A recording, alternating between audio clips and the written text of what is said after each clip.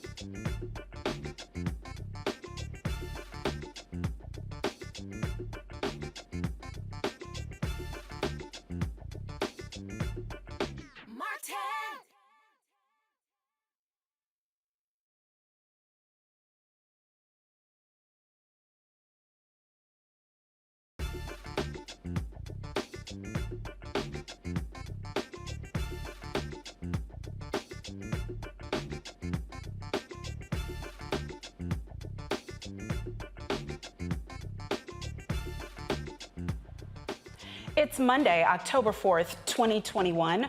I'm Monique Presley, sitting in for Roland, and here's what's coming up on Roland Martin Unfiltered, streaming live on the Black Star Network.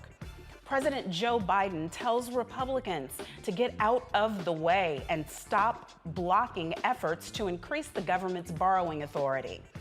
The United States Supreme Court is back to hearing cases in person. Find out what issues we all need to keep our eyes on. Congress can't figure out how to agree on police reform, but California is one of many states who just passed significant laws. California State Senator Stephen Bradford will be here to talk about the new laws. There's an initiative to identify hundreds of marchers from Bloody Sunday. One of the founders is here to tell you how you can help. Alabama will be using COVID relief funds to build more prisons. It's time to bring the funk on Roland Martin Unfiltered, streaming live on the Black Star Network. Let's go. He's got it. Whatever the biz, he's on it. Whatever it is, he's got the scoop, the fact, the find. And when it breaks, he's right on time and it's rolling. Best believe he's knowing. Putting it down from sports to news to politics. With entertainment just for kicks, he's rolling. It's on go, roll, y'all. It's Roland Martin, yeah. Rolling with Roland now. He's funk, he's fresh, he's real, the best, you know he's Roland Martin now.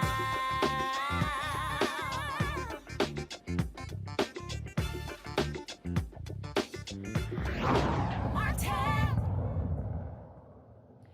President Biden petitions the Senate to pass legislation increasing the debt ceiling. The bill, narrowly passed in the House, would help the American government pay its debts and ensure critical services continue. Republicans oppose the bill and want Democrats to come up with an independent solution to the problem. President Biden explains why this must be a bipartisan effort. So let me be really clear. This is really important to know. Raising the debt limit is about paying off our old debts. There's nothing to do with any new spending being considered. It has nothing to do with my plan for infrastructure or building back better. Zero. Both of which I might add are paid for. So if we're going to make good on what's already been approved by previous Congresses and previous presidents and parties, we have to pay for it. Social Security benefits, the American people are promised, salaries for servicemen and women, benefits for veterans. We're going to have to raise the debt limit if we're going to meet those obligations. And raising the debt limit is usually a bipartisan undertaking, and it should be. That's what is not happening today. The reason we have to raise the debt limit is in part because of the reckless tax and spending policies under the previous Trump administration. The president goes on to highlight the risks of not passing the bill, the risk that will put Americans in. In the days ahead, even before the default date, people may see the value of their retirement accounts shrink. They may see interest rates go up, which will ultimately raise their mortgage payments and car payments. And the American people, look, I just say it this way. As soon as this week, your savings and your pocketbook could be directly impacted by this Republican stunt. It's as simple as that. Republicans say they will not do their part to avoid this needless calamity. So be it. But they need to stop playing Russian roulette with the U.S. economy. The vote is set to take place this week. Let's go to the panel for a discussion. I have my sister, Dr. Avis Jones-DeWeaver, political analyst. We have Dr. Omekongo Dibinga, professorial lecturer, School of International Service at the American University. And we have attorney Tammy Ellison, and she is the pardon attorney. Thank you guys. Thank you everyone for joining. Thank you for having me. I want to go to Dr. Avis first. Dr. Avis, why can't we get our act together? I mean, does the president have to come out and threaten people in order for us to just do the bare minimum, which is to figure out how to pay the bills? It is so horrible and pitiful to see this happening, but it's not surprising. I mean, the problem is that we have a Republican. There's nothing in my ear. Oh, can you not hear me at all? Hold on a second. Let me take this off. That's the problem. Are you hearing me now? Is this any better?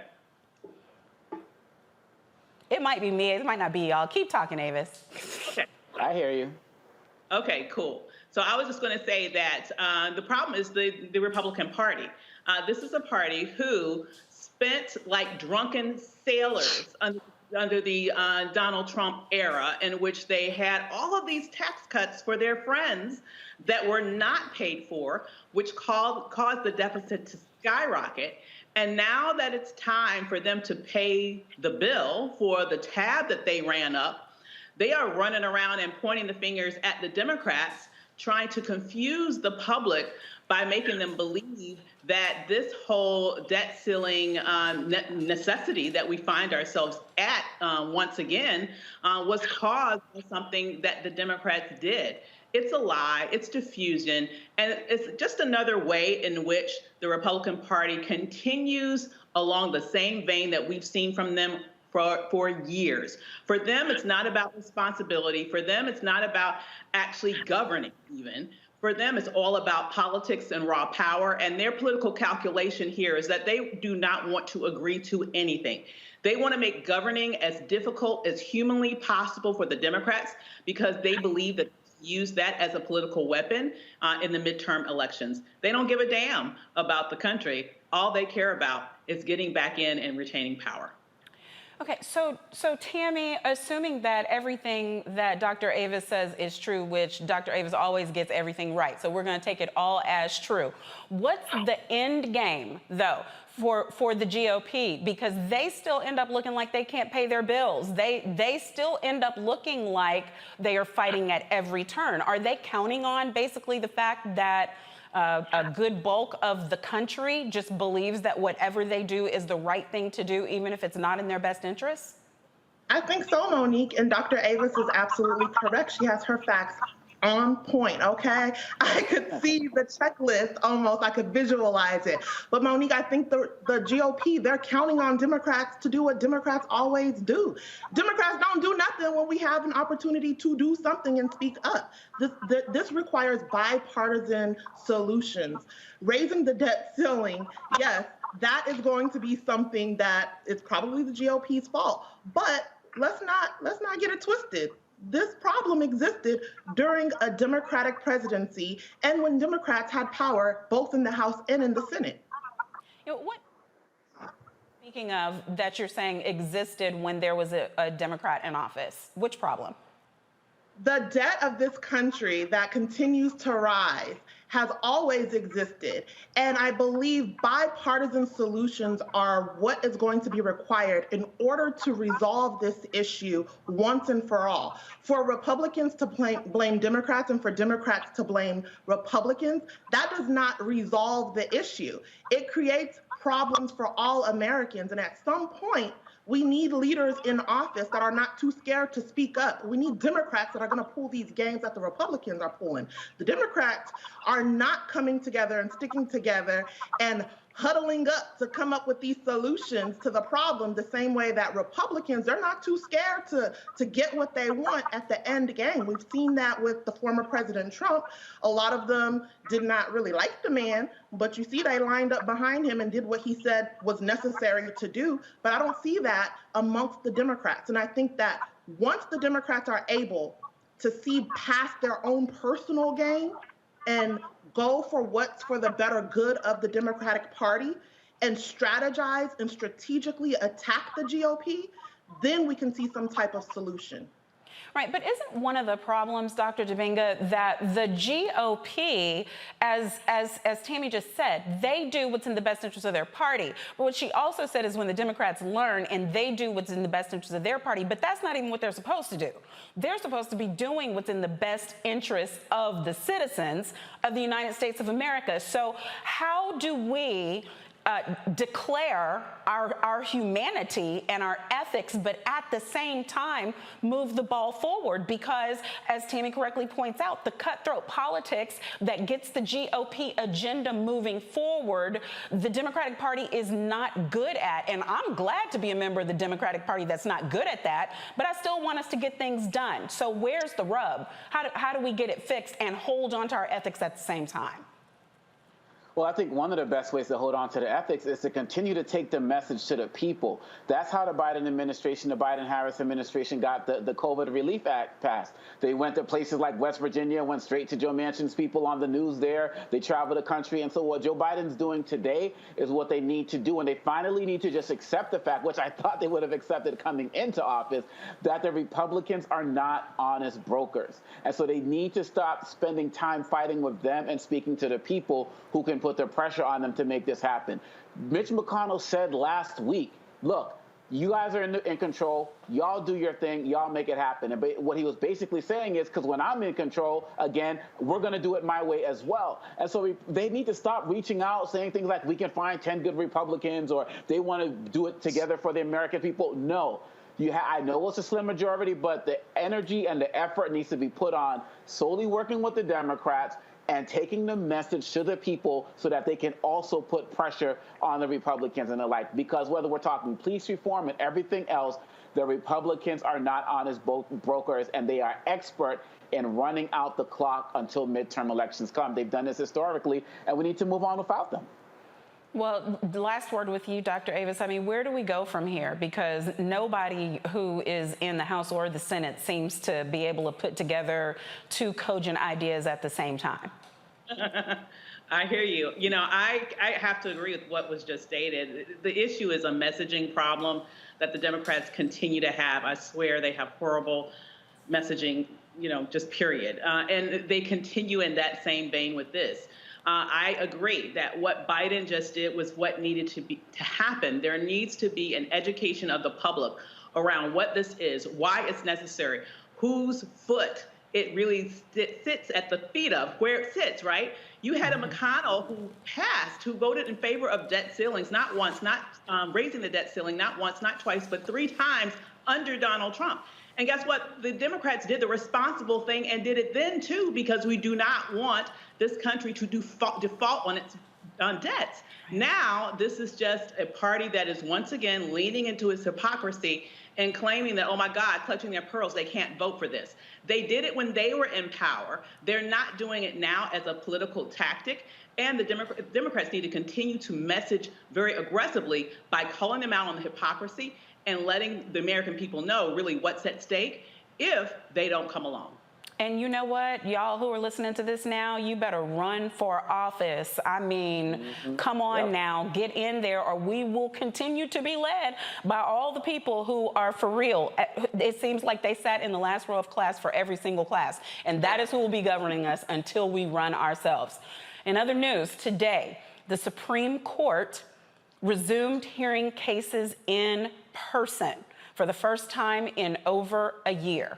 The highest court ruled against a group of District of Columbia residents who were attempting to get a voting member in the House of Representatives. Small surprise there. The court will be hearing other notable cases on abortion, gun rights, and religious freedoms. Both sides of the political spectrum will have their criticisms for these controversial rulings.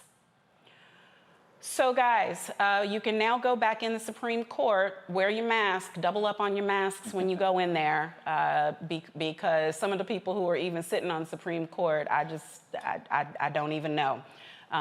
We can figure out who doesn't have an investigation. But we're going to be hearing some big cases to change really the course of the way that women can govern their own bodies, the way that we will or will not be able to have a vote. All of these things are coming up. Tammy Esquire, what are you expecting from this time around with the Supreme Court?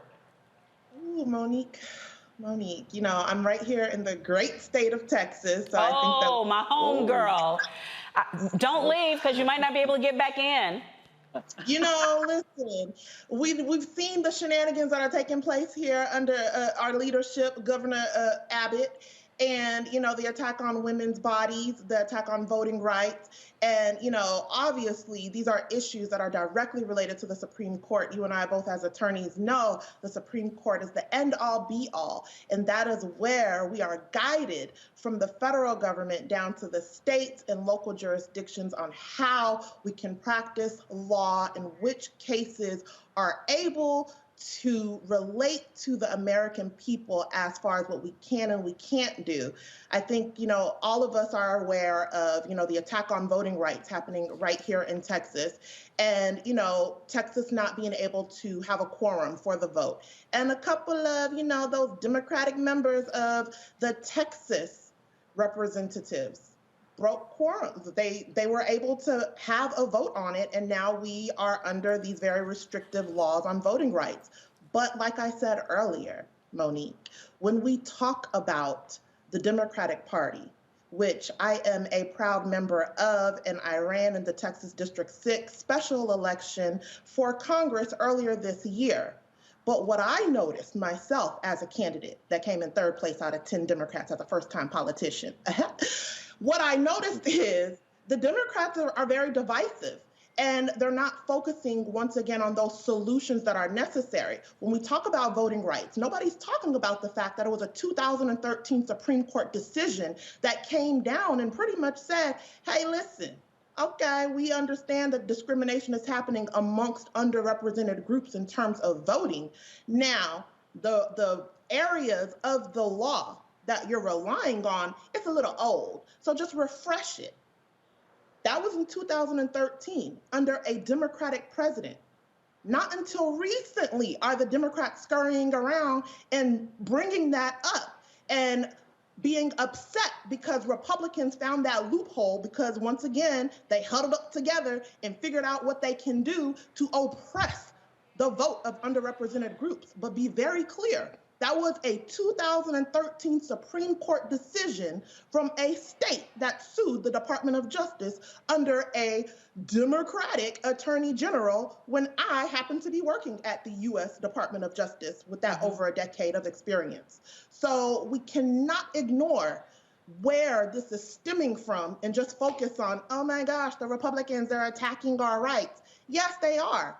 But the Democrats, we got to stay woke. It's a lot of fake wokeness out here, and we have to stay woke and be on top of it and huddle together and come to some types of solutions before the shenanigans just continue. Well, I mean, you can be so woke, you never need another espresso in your life again. But if you woke and you don't vote, I don't know what the point even is. Dr. Dibinga, anytime people say to me, it doesn't matter, they're all the same, the Democrats, the Republicans, the independents, it doesn't matter at all.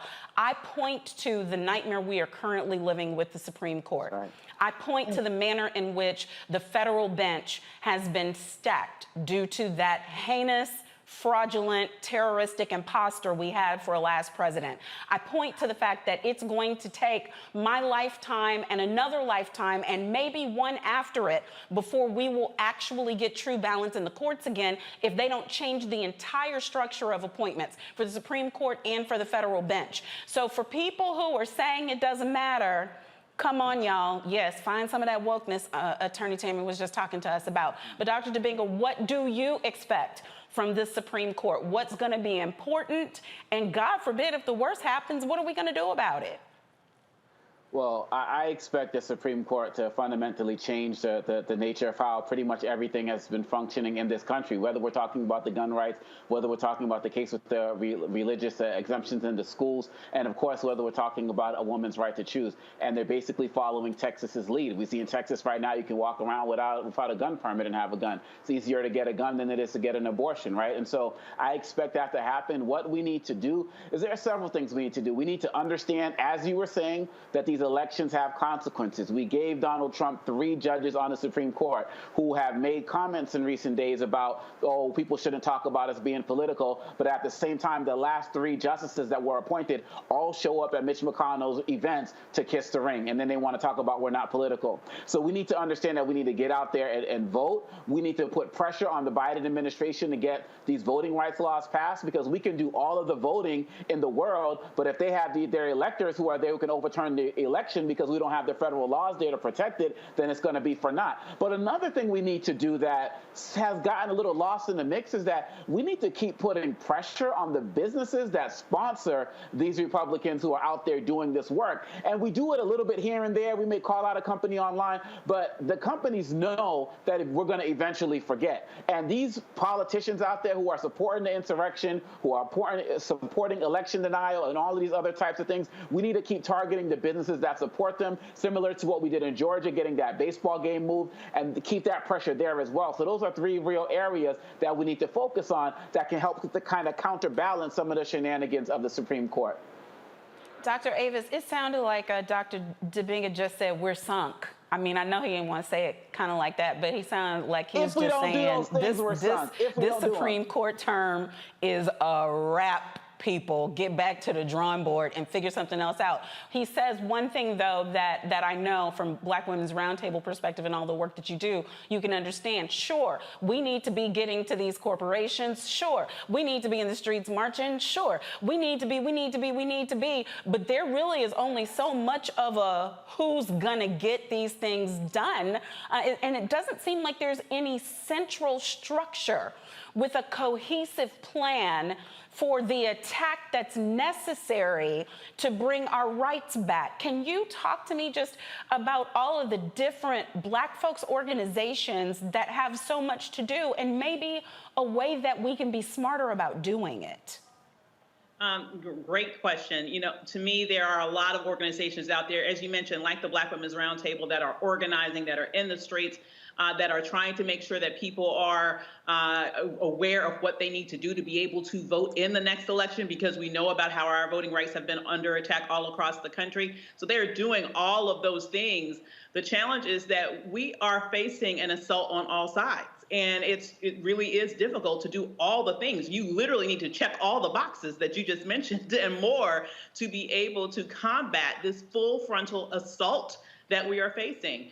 I just want to just say once again how we were right? We've been talking on this show for years about how there's a demographic shift that's afoot in this country that is leading to a majority people of color nation. And I fully believe that what we are seeing all across this nation, all of the urgency to get to pack the courts when Trump was in office, including pushing through the last appointee literally days before an election that he lost. Let's not forget that. In addition to that, we look at what's happened in like 48 states across this nation where laws have been introduced and many have passed to make it more difficult for us to vote. What's going on here is a concerted effort from every turn to have minority rule in America, to have, in essence, an American apartheid system where you will have white minority power for generations to come. And so really, to me, in terms of what we need to do to combat that, before it is too late. I mean, we're almost there, but I don't think we're too late. I'm not that fatalistic. Because whatever the Supreme Court does, for example, you could have new laws passed through Congress. Yeah, you would have more court battles, but this is something that can be done in order to sort of fight back against what happens in a court system. We do know that when judges are appointed, those are non-elected, those are lifetime appointments. And so right now that we are at such a disadvantage in the Supreme Court, we need to double down on voting in order to make sure that we have an overwhelming majority in Congress to be able to fight back against the rights that I know this particular Supreme Court is itching to take away from us. Yeah, that's absolutely right. And the one thing I want to point out, even when you're talking about federal appointments, many times the judges that end up in those spots ran and won in conservative states for prior lower positions or judgeships on the local and state level. So it's important that we run and show up and vote in all of those positions because, listen, those mamas and daddies, they track their babies from preschool. They see them on the Supreme Court from the first time that they not even walking when they supposed to. They're fixing it from the very beginning. But moving on to fixing it from the very beginning, Clarence Thomas, the justice, is gonna have a statue apparently, y'all. Georgia Democrats say that they would rather Keep up the Confederate statues before they consider building a statue for United States Justice Clarence Thomas. Now, I'm gonna go to the panel for just whoever wants to say something about this, but what I have to say about it is, why can't they just move the statue of him that shows up for every term and sits right there in the Supreme Court? I mean, there's no proof of life. I think maybe they caught him snoring. Can't they just use that? Who wants to talk? Attorney Allison, thoughts? Since I'm the attorney on the panel, let's talk about Clarence Thomas. Bless his heart and his Caucasian wife's heart too. And shout out to Anita Hill. But listen. If they want to give the man a statue, let him have his statue, okay? His statue is there for us all to remember that a black man sat on the highest court of the land and refused to speak. He refused to use his voice. And he's quoted somewhere in saying that he didn't want to use his voice because he's embarrassed of the accent in which he has, which is rooted in his southern roots of the Gullah Gullah Island. I don't know. I think that's what it was.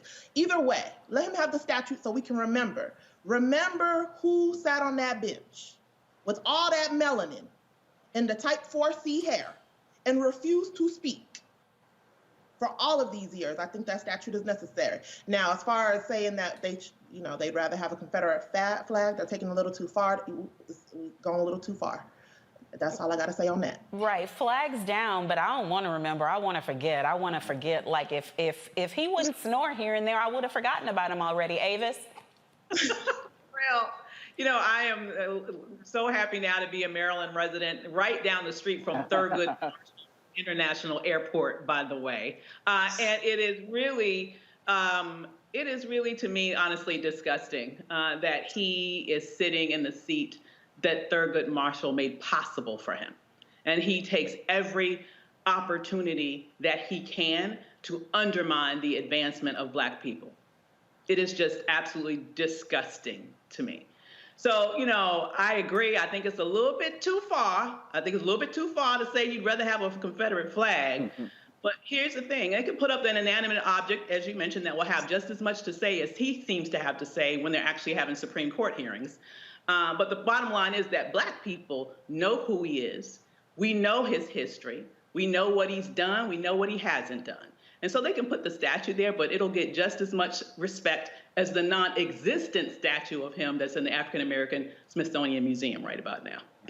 Dr. Debinga, 30 seconds. What's your thoughts? Well, he does appear on a small portion of the wall in the African American Museum, and that's just a great place for him to belong. He could be in the museum, just like Confederate flags and stuff belong in the museum. No to the statue. Clarence Thomas does not deserve that, period, bottom line. Yeah, I feel y'all, but like I said, you can go to the Supreme Court any day they're in session and you'll see a Clarence Thomas statue. It's time for us to take a break, and we will have more news for you on Roland Martin Unfiltered as soon as we come back. Time to be smart. Roland Martin's doing this every day. Oh, no punches! Thank you, Roland Martin, for always giving voice to the issues. Look for Roland Martin in the whirlwind, to quote Marcus Garvey again. The video looks phenomenal, so I'm really excited to see it on my big screen. Support this man, Black media. He makes sure that our stories are told. See, this difference between Black Star Network and Black-owned media and something like CNN. I got to defer to the brilliance of Dr. Carr and to the brilliance of the Black Star Network. I am rolling with Roland all the way. Honored to be on a show that you own. A Black man owns the show. Folks, Black Star Network is here. I'm real revolutionary right now. Roland was amazing on there. Stay Black. I love y'all. I can't commend you enough about this platform that you've created for us to be able to share who we are, what we're doing in the world, and the impact that we're having. Let's be smart. Bring your eyeballs home. You can't be Black-owned media and be scared. You dig?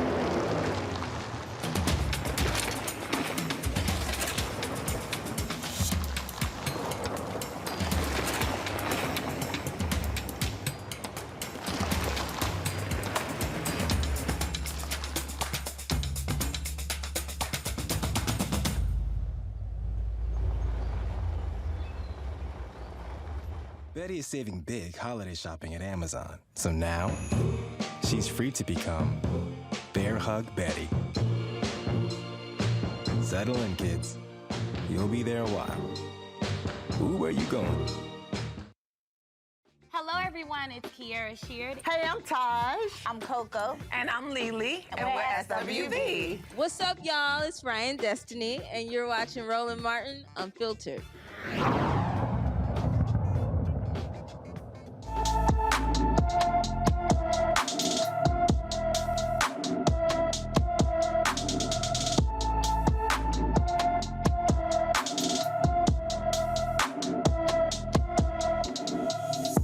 Shanta Reid was last seen in New York back in December 2020. Shanta is 5 feet 2 inches tall and weighs 200 pounds. She has black hair, brown eyes, and wears glasses.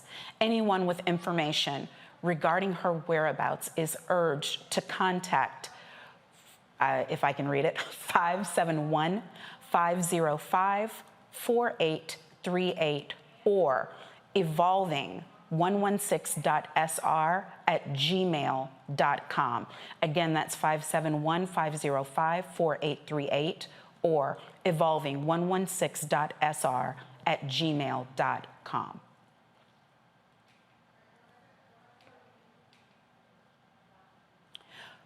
While this nation continues to wait for national police reforms, some states do what they can to hold law enforcement accountable. California is joining the vast majority of states in setting up a way to strip the badges of police officers who act criminally or with bias. Last week, Governor Gavin Newsom signed the law as one of 8 police reform efforts. Joining me now is State Senator Stephen Bradford. Senator Bradford? Thank you for joining us. Thank you for having me. Thank you for having me. Appreciate it. So, Senator, first, I want to commend you for the work that you do. It certainly is needed, especially in times like these. But first, let's deal with the obvious. It's a shame, isn't it, that states have to, one by one and in varying fashion, step up and do what really should be getting done on a national level. Without a doubt. I mean, look at the challenges that Congress has just had with the George Floyd initiative. It's a clear example of how it's a isolated approach to police reform when, as you stated, it should be a national approach of having a unified process of getting rid of bad officers that we all know exist. And by doing so, we'll put up a process that protects the majority of those officers, those men and women who do their job in a responsible, caring way on a daily basis. But it's the bad apples that taint the whole barrel, so to speak. Well, absolutely. And the taint of one is the loss of life of one of us. So can you explain, please, for our audience, what are the measures that you all have passed and why you think they're going to be helpful? Okay, we passed duty to intervene by Assemblyman Chris Holden. Again, these are the Legislative Black Caucus. I'm honored to chair the California Legislative Black Caucus, and we had quite a few bills that were signed last week focusing on police reform. Again, duty to intervene, as we saw in Minneapolis last year, the 3 other officers that stood there and watched George Floyd lose his life. Now, it will be a crime if that officer stands there and doesn't intervene. So we passed that. Also, asphyxiation, the chokehold, that was authored by Assemblyman Mike Gibson, again, a member of the Legislative Black Caucus, that requires, bans, I should say, using any form of the chokehold or the knee on the neck, anything that causes asphyxiation, that is now outlawed in California. And another measure by Assemblyman Reggie Jones Sawyer that deals with requiring increasing age, I should say, of law enforcement from 18 to 21 and requiring additional training before you are allowed to join the police department. And in some instances, they're going to try to raise it to 25 because, we're not totally developed, even as 30-year-old individuals sometimes. So giving someone a gun and a badge at 21 years of age. I mean, so we're looking at that. That was another measure. But the measure that I authored, SB 2, Police Decertification, as you stated, better known as the Kenneth Ross Jr. bill, allows California to join 46 other states in having a fair, transparent way of getting rid of bad officers, regardless of conviction, if they've committed serious misconduct, sexual harassment, falsifying evidence, and even killing unarmed citizens. So we're happy to, like I say, join the 46 other states who've already seen fit to pass this law. Now, where duty to intervene is concerned, is that through the lens of the officer at the time? Because obviously there are situations where officers are themselves in danger. They believe that there may be a weapon. But what has happened now is that they claim that they think there's a weapon, and they use that as an excuse to just watch people like Joshua Feast and Lamarck, Texas, just bleed out, and they do nothing. They kick them in the leg, say, hey, buddy, hold on. But how through this law are we figuring out the difference between the two, like where it is actually safe for an officer to intervene on behalf of someone who is still a suspect?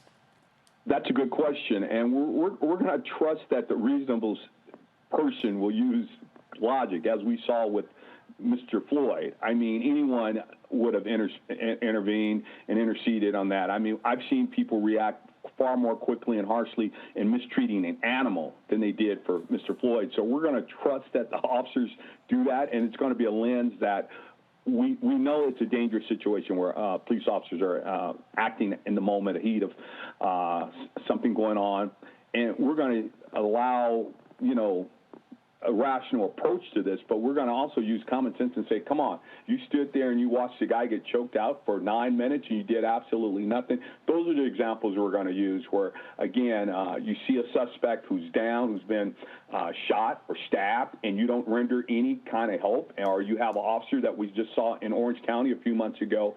A woman was handcuffed, and he's socking her in the face, and that officer, to his credit, his partner, he did jump in and say enough is enough. So we're going to hope common sense plays its part and guides officers to do the right thing.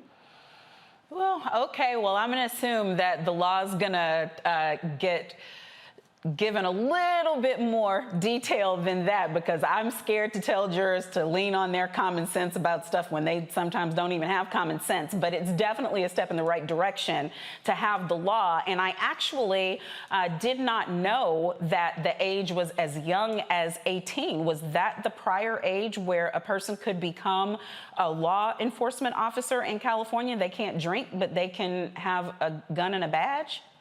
No, they can join the Explorers and all that. No, it's still 21. Okay. But there were certain criteria where you could start recruiting them and bringing them in, and they're raising that up now to 21.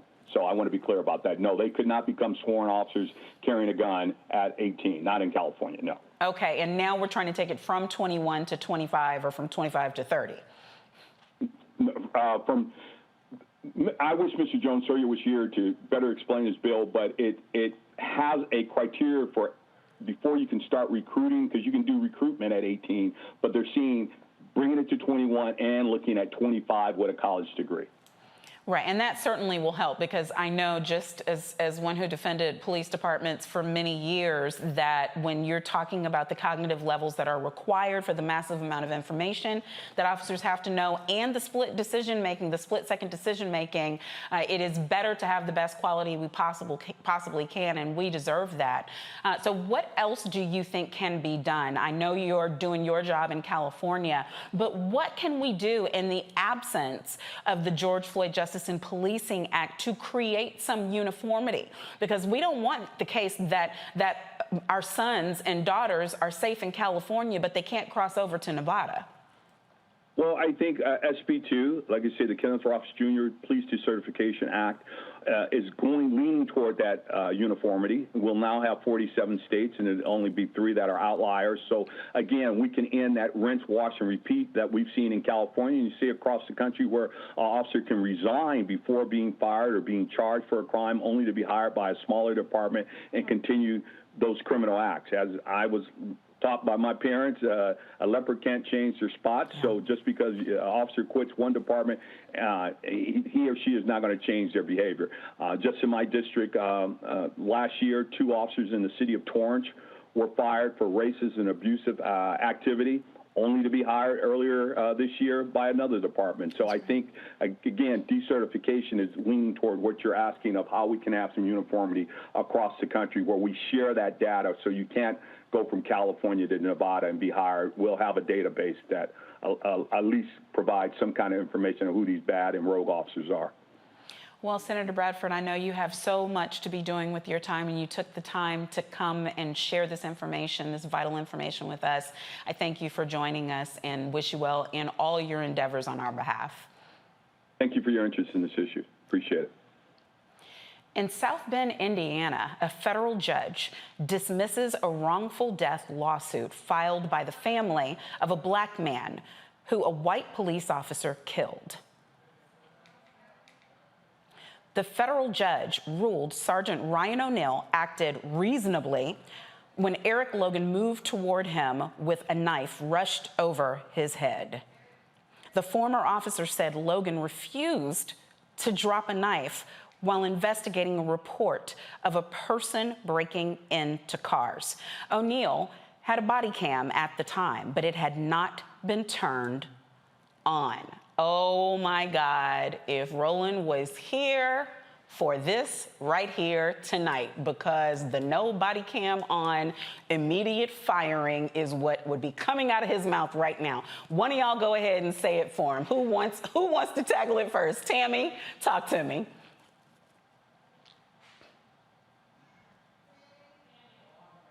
I'm not going to say what Roland probably would say, immediate firing, because I actually worked at the Department of Justice for over a decade. I grew up in that department. That's not how that works. Firing an officer doesn't do anything, okay? We have police unions here that their whole job is to protect these officers and fight for them to get their jobs back. So firing the officer, okay, great. If you don't have just and sufficient cause, which is the standard of proof, whenever someone is part of a union, which most officers are, guess what? The employing agency who fired the person is not going to be able to meet the burden of just and sufficient cause, and the arbitrator, who 9 times out of 10 don't look at like us, is going to say there's no just and sufficient cause and give that officer back their job and give them the money back that they lost. So firing an officer, I need to let y'all know, that's not the answer. That's not the solution. Well, what's the solution? What's the answer? The solution is we need to pay attention to these police unions. We need to pay attention to these unions like AFL-CIO that love to endorse Black Democratic candidates, okay? And whenever somebody like me in the state of Texas runs for Congress, and I'm using my over a decade of DOJ senior attorney experience to say, hey, opponent, that ain't a good look to be bragging about your AFL-CIO endorsement, because that's the same union that houses police unions, the same ones that kept Derek Chauvin on the police force. So when I was covering the Chauvin trial on Court TV while I was also running for Congress, guess what? Right here in the great state of Texas, in San Antonio, the police department tried for some reform. But AFL-CIO, that union, they fought against the reform. AFL-CIO, these unions are the ones that are fighting for these officers not to have that discipline, fighting for the officers to get their jobs back. They pay for the attorneys to represent these officers in the arbitration right here in Texas. Right. I don't disagree with that. But the Fraternal Order of Police, the FOP, and the International Union for Police Chiefs and Former Police Chiefs both supported the provisions that were in the George Floyd Justice and Policing Act. And one of those provisions included swift penalties for not wearing your body cam. So the negotiations that could take place for police officers to be held accountable. I'm not saying immediate firing, because government employees are going to have have due process of rights and they're going to have protections, whether it's police or whether they are working at Metro. They're going to have protections. But there are ways that we can make for penalties for the failure to wear your body cams. And there are ways that we can create a presumption that it was something that should not have been done. I mean, there would have to be a change and it would have to be agreed upon. And I think there is more goodwill. I don't know the FLCIO is talking about, but I know the FOP represents police departments, and they're the ones who pay for their legal fees, and they want for there to be these measures of responsibility and are willing to trade them for things like giving up qualified immunity, giving up payment of legal fees and other things. So I do think that there's room to get something done here.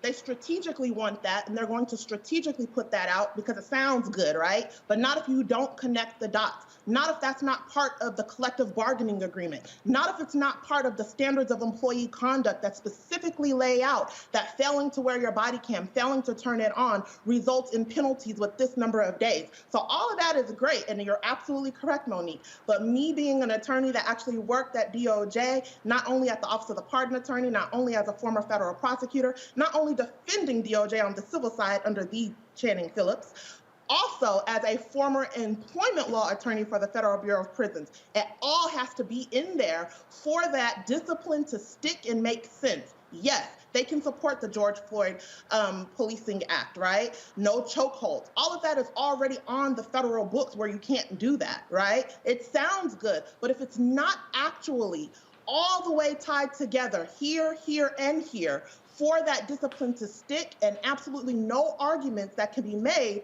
to say that this officer can be brought back onto the force or that there was not just insufficient cause, we're going to continue to see the same thing happening over and over again, which no real solutions to this problem. Experts need to be brought into these conversations, people that actually work there and people that know what they're talking about, not just those that are talking for a good look. Right. And Dr. Dubinga, doesn't it seem, though, that this is another case that's like the one I was just speaking to Senator Bradford about, where the state has an opportunity to make changes to the codification of the laws, changes to the procedures, and then local officials have an opportunity to make changes as well so that we don't end up back in this position. Either agree or disagree. And if you disagree, by all means, tell us what the heck else we're supposed to be doing. No, I agree. I mean, it's absolutely true that the opportunity to make these changes are there, but the will is just not there, because there's basically this idea, whether we're talking about South Bend or they're talking about other places, is that this is just eventually going to fall by the wayside. And I think that as it relates to the work that we need to do, we need to increase a lot of the activism on our part, particularly as it relates to the federal level. I'm sorry, I know I've mentioned this a couple of times, but it's just like I've given up on the ability for states to do the right thing consistently. I know with Senator Bradford and what's going on in California, that's incredible, that's powerful. We need more examples of that. He talked about it, happening in many other states. But efforts like this are not being successful consistently enough for me, and we need to continue to put this pressure on the federal government while we have the ability to do so. I believe that Senator Tim Scott was just queuing up his, run for presidency and trying to pretend that he was interested in this police reform bill. But look, there are so many other aspects of the bill that we can continue to fight for, like this registry of officers like this, so that they can't just go to another place and get hired, right? We can continue to put pressure on that, but sometimes I feel like we lack the will to do so because we're so caught up in the outrage of what just happened that we don't keep our eyes on the prize going forward. Yeah, I was going to try to go the entire show without mentioning the name of Senator Tim Scott because I have to keep my assignment in mind. Dr. Avis, is there really a lack of will? It seems that the majority of the country supports common sense reforms. The majority of the country believes the things that they saw happen, like what happened to George Floyd, what happens to so many Black and brown men and women in the United States should not be happening. And then the next thing you know, there's a crime spike, and they say that it's because of lack of police officers being secure in their job. Couldn't have had anything to do with like a pandemic, just ravishing an entire country and world, but whatever.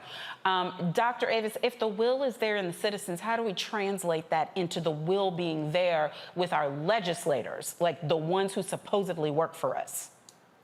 Yeah, the challenge is, and I do agree that the will is there among the people. And what it has to happen is continued pressure to be able to, force lawmakers to act. Now, I will say that there has been, and I agree, it hasn't been as consistent as any of us would have liked, but there have been some changes at state and local levels across the country since the murder of George Floyd. And personally, I think that that is really where there needs to be the focus. It's a lot more diffuse, it's more complicated because, golly, we have 50 states and we have tons of localities.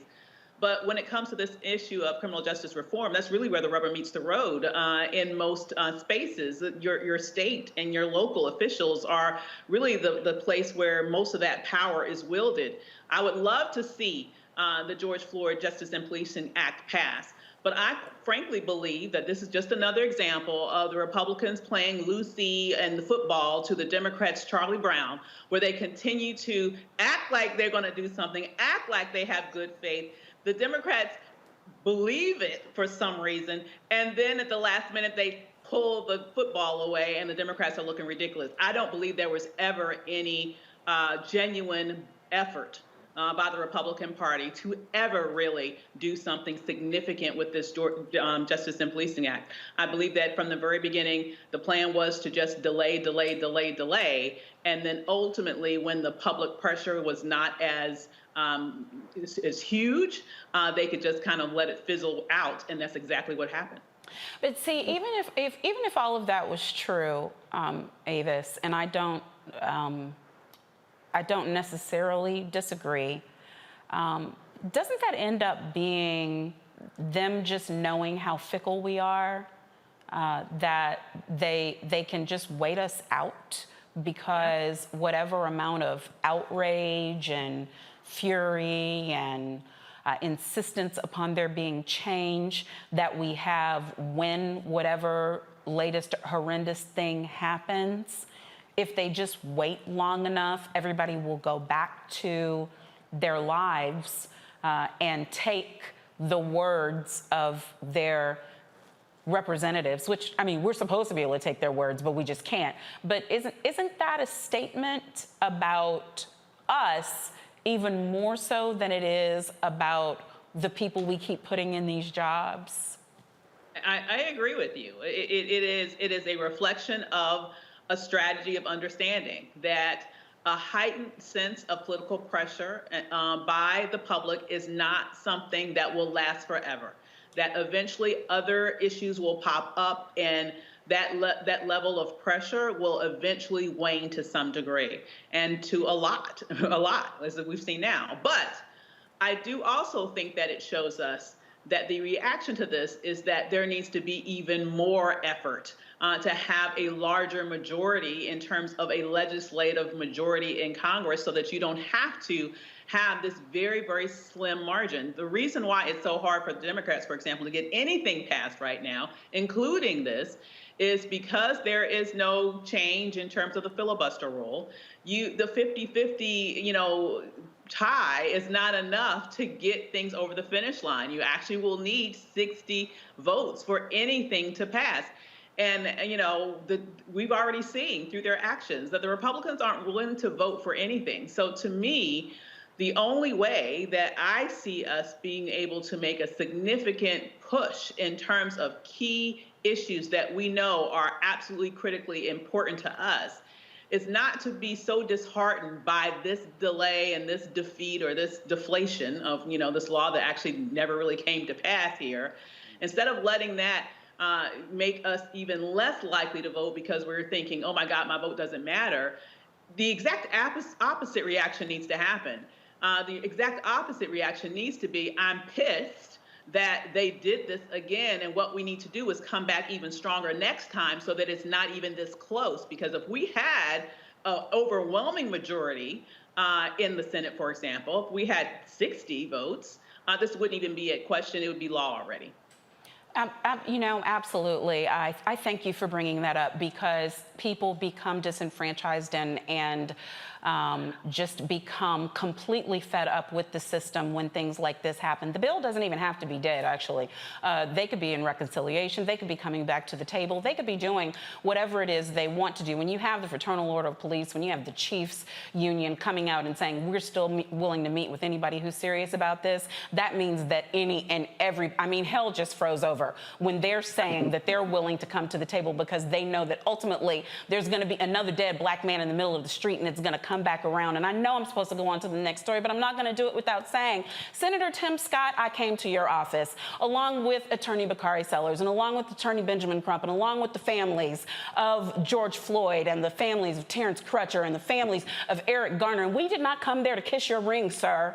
We did not come there to make you feel good about yourself. We didn't come to hear stories about how you're black and you came from the black community and you know more about being black than we know about you being black. We know you're black. We just don't know if you have a conscience. We don't know anything about your character.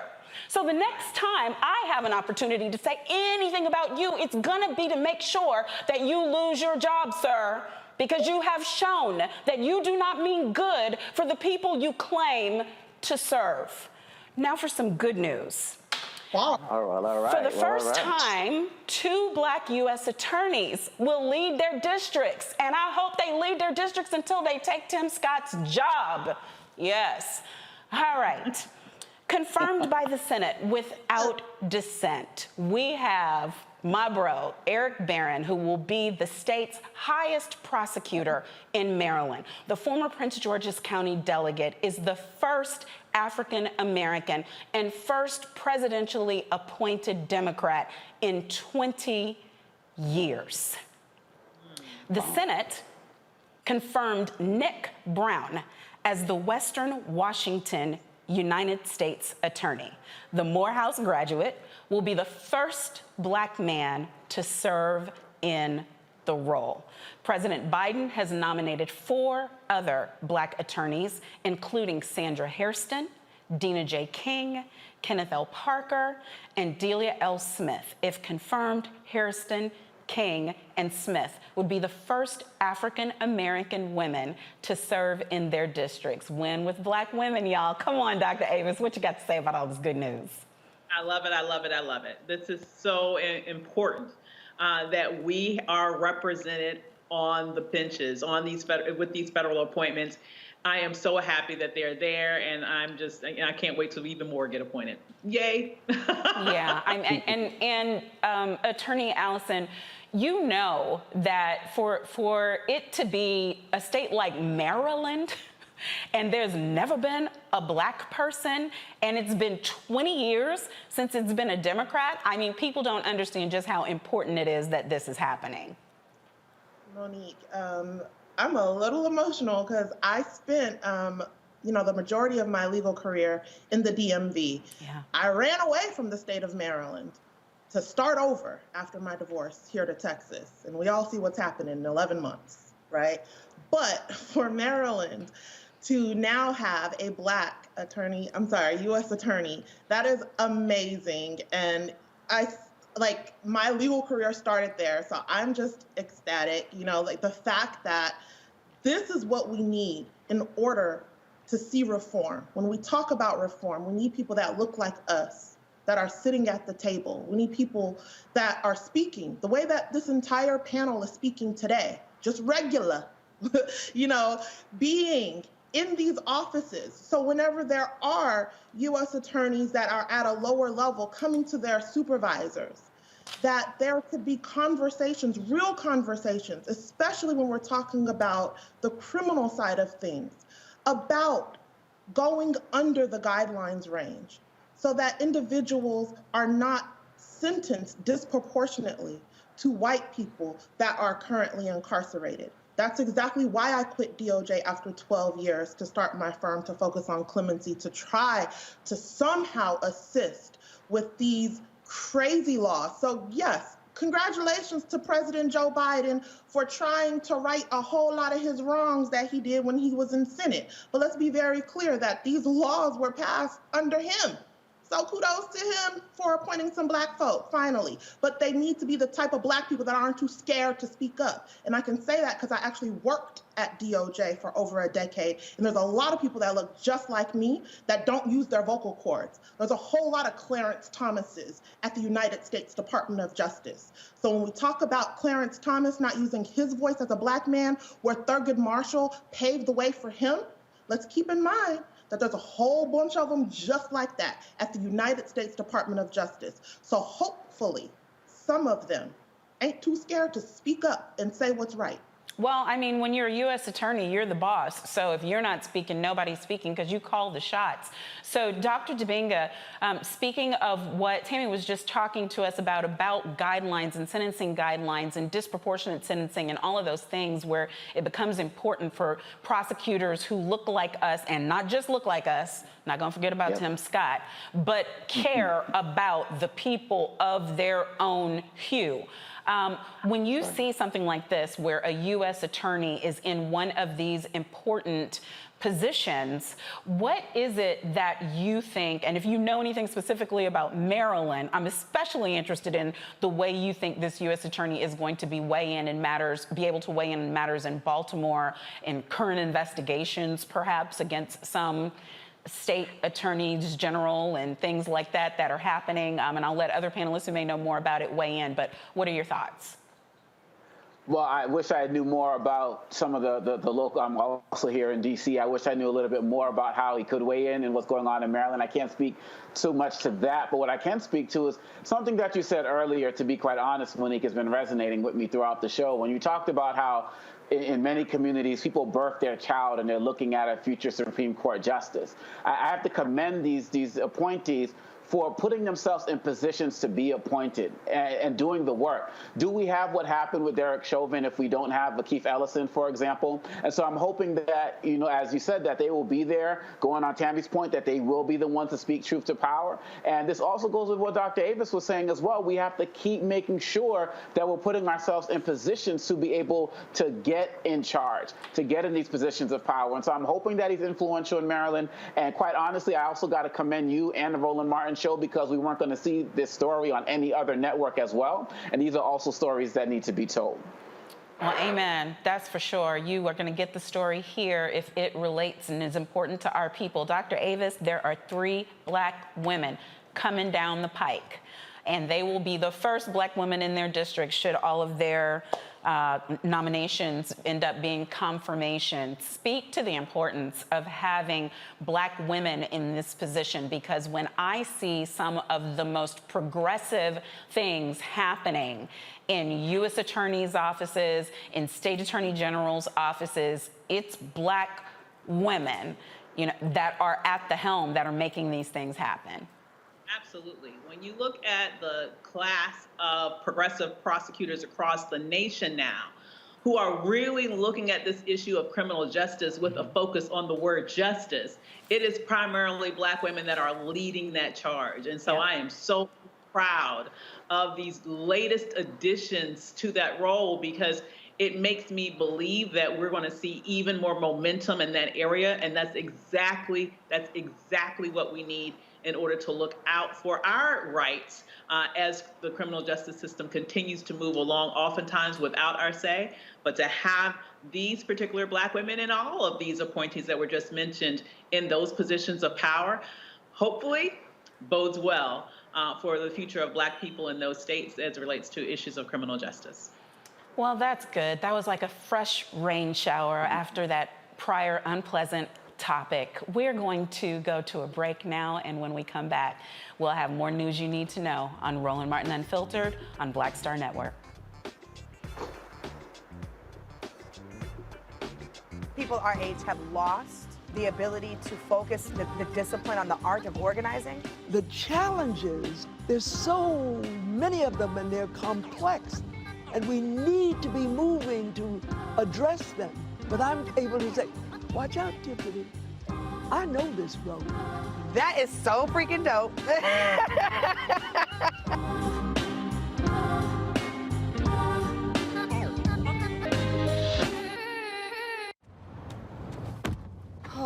That spin class was brutal. Well, you can try using the Buick's massaging seat. Ooh, yeah, that's nice. Can I use Apple CarPlay to put some music on? Sure. It's wireless. Pick something we all like. Okay, hold on. What's your Buick's Wi-Fi password? Buick Envision 2021. Oh, you should pick something stronger. That's really predictable. That's a really tight spot. Don't worry. I used to hate parallel parking. Me too. Hey.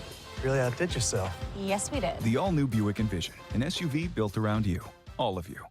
Hello, I'm Bishop TDJ. Hi, y'all doing? It's your favorite funny girl, Amanda Seals. Hi, I'm Anthony Brown from Anthony Brown and Group Therapy. What up, Lana Well, and you are watching Roland Martin Unfiltered.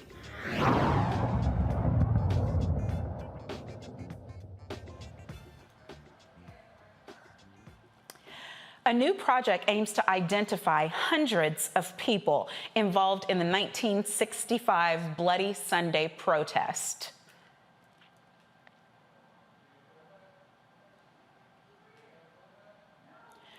Two Auburn University professors working with students have established a Facebook page where people can look through photographs from March 7th, 1965 and identify themselves or others. Dr. Keith Hebert, professor of history at Auburn University, joins me now. Welcome, Dr. Hebert. Thank you for having me. This sounds like such critically important work that you all are endeavoring to do. Can you first just tell us how you began down this road and then why you believe knowing this portion of history is important? Sure. Well, we originally started this project because we wanted to preserve the historic site of Bloody Sunday outside of Selma, Alabama. If you travel to Selma, Alabama today, a lot of people go and they walk across the Edmund Pettus Bridge, but they don't realize that the few hundred yards before you get to the bridge is the historic site where we've seen all of those iconic images of John Lewis and Hosea Williams and Amelia Boynton and the Alabama State Troopers, unfortunately, assaulting them. The historic site itself is in pretty poor shape and it needs preservation and interpretation. Well, me and my team were trying to restore the site, but as we did so, we encountered all these photographs of more than 650 foot soldiers who were there that day. And as we asked ourselves, we're like, well, who are these individuals? Most people could only tell us the names of a few, 10 or so of the folks there. And increasingly, we're like, well, let's go get the list of all the foot soldiers at Bloody Sunday. And unfortunately, no such list exists. Both fortunately and unfortunately, the reason we're able to do this is on the day of the march, the Alabama State Troopers, in addition to brutally beating the protesters, actually had surveillance officers there who photographed the marchers as they gathered and as they marched and so forth. And fortunately, we were able to discover a trove of about 1,000 photographs that have rarely been seen before that really detail most of the members of this march, all the way from their gathering at George Washington Carver Homes in Selma to the aftermath of all the brutality that happened after they crossed the bridge. I really think this project's really important because it speaks to sort of the day that we're in. It's really important to honor these individuals who bravely risked their lives, for the sake of gaining voting rights that were constitutionally already theirs to begin with, but braved the sort of the known brutality of the Alabama State Troopers in order to make a case to America of the situation that was happening in Selma, Alabama. And when you look at Bloody Sunday, a lot of times in the Civil Rights Movement, we focus so much attention on John Lewis and Martin Luther King and what was happening there. But when you dig deep into Bloody Sunday's history, you find a real grassroots activism that was alive and well. The reason those 650 people marched that day was because the people themselves who were there, the marchers, demanded to march and demanded to move forward with their protests, regardless of what organizations like the Southern Christian Leadership Conference or SNCC, wanted to do that day. So I think for many reasons, there's a lot of great sort of information to be gained from sort of the art of organizing. How do you organize grassroots protests? How do you lead grassroots protests? How are they born and created? That day at Selma was very much the fruition of grassroots protests. And how is it that people with information can weigh in and provide that information to assist you all in your investigation and in your study? Yes, that's great. We have created a Facebook page. It's called Help Us Identify Selma's Bloody Sunday Foot Soldiers. And if you go onto that page, what you'll discover is we've taken a lot of those surveillance images that were taken by the Alabama State Troopers, as well as very famous photographs taken by journalists that day as well. And we've been able to identify individuals in there and take sort of headshots of people and organize them in a way that people can flash through there. And honestly, people are able to just interact on that site with us. And they can also contact me at any time through Auburn University. The Facebook page actually has my phone number and everything as well. And in fact, we only launched the Facebook page about 2 months ago, and we've already identified close to 70 marchers who previously, we didn't know the identities of. And we probably have another 50 or 60 people who have contacted us who are now in the process of helping identify individual foot soldiers. Well, that's amazing to have 70 in just such a short period of time. I want to go to my panel and see if they have any questions for you. Dr. Dibinga, any questions? Well, first of all, I really think that this project is amazing, and I really commend you for undertaking it. I wonder, when you think about these debates going on with critical race theory and this important story, do you feel like the work that you're doing is something that people will try to shut down in our schools today? Because it's such a pivotal and important aspect of history. But I can look at these people who are quote unquote anti-critical race theory saying that these are the types of things that wouldn't need to be studied. So how have you looked at it as it relates to that current debate? Yeah, sure. I do. Honestly, just the other day, the Associated Press picked up our story. That's probably how, we were invited to the show. And almost immediately, the kind of people come out of the closet a bit who are like, this is an example of critical race theory. You shouldn't be doing this. And, my email and Facebook page, swelled a little bit as the word gets out beyond just the community in Selma and the community of marchers we've been engaged with. And I find that very sad. I find that, I think the whole critical race theory debate has been nothing but distraction and pretty ridiculous in terms of, sort of banning it from schools and things like that. In Alabama, where I teach at Auburn University. I teach the history of Alabama. Even in those classrooms, you get a lot of pushback from students when you're talking about the history of slavery, the history of segregation, the history of lynching, the history of what it was to be black in Alabama from, the history there. So I do take this very seriously. On the flip side of that, going into these communities like Selma and Marion, Alabama, and really working with the people in those communities to help identify these individuals has really rekindled a great deal of sort of like a generational connection in those communities where you have, sometimes marchers who are, now in their 80s in some cases, interacting a lot with their grandchildren, great-grandchildren, interacting with their city leaders in a new way, all sort of in lockstep to better preserve this story and find better ways to tell the story. And that certainly warms my heart. But yeah, unfortunately, but I will say, while, there are those who will push back, I will say, Auburn University has been very supportive of the project and has provided us a lot of financial support and has certainly helped us better engage the communities that we're working with. Dr. Avis? Thank you.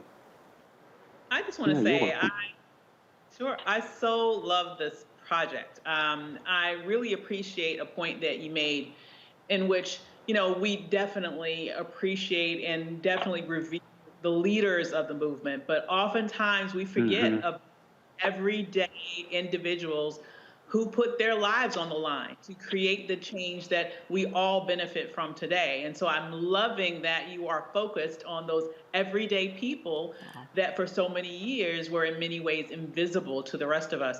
My question to you is, what is the outcome? What do you see as the end game in terms of identifying these individuals? Are they going to get any sort of awards, and what sort of recognition? I'm just wondering, what is the end game for all of those who we now know the names that go with the faces?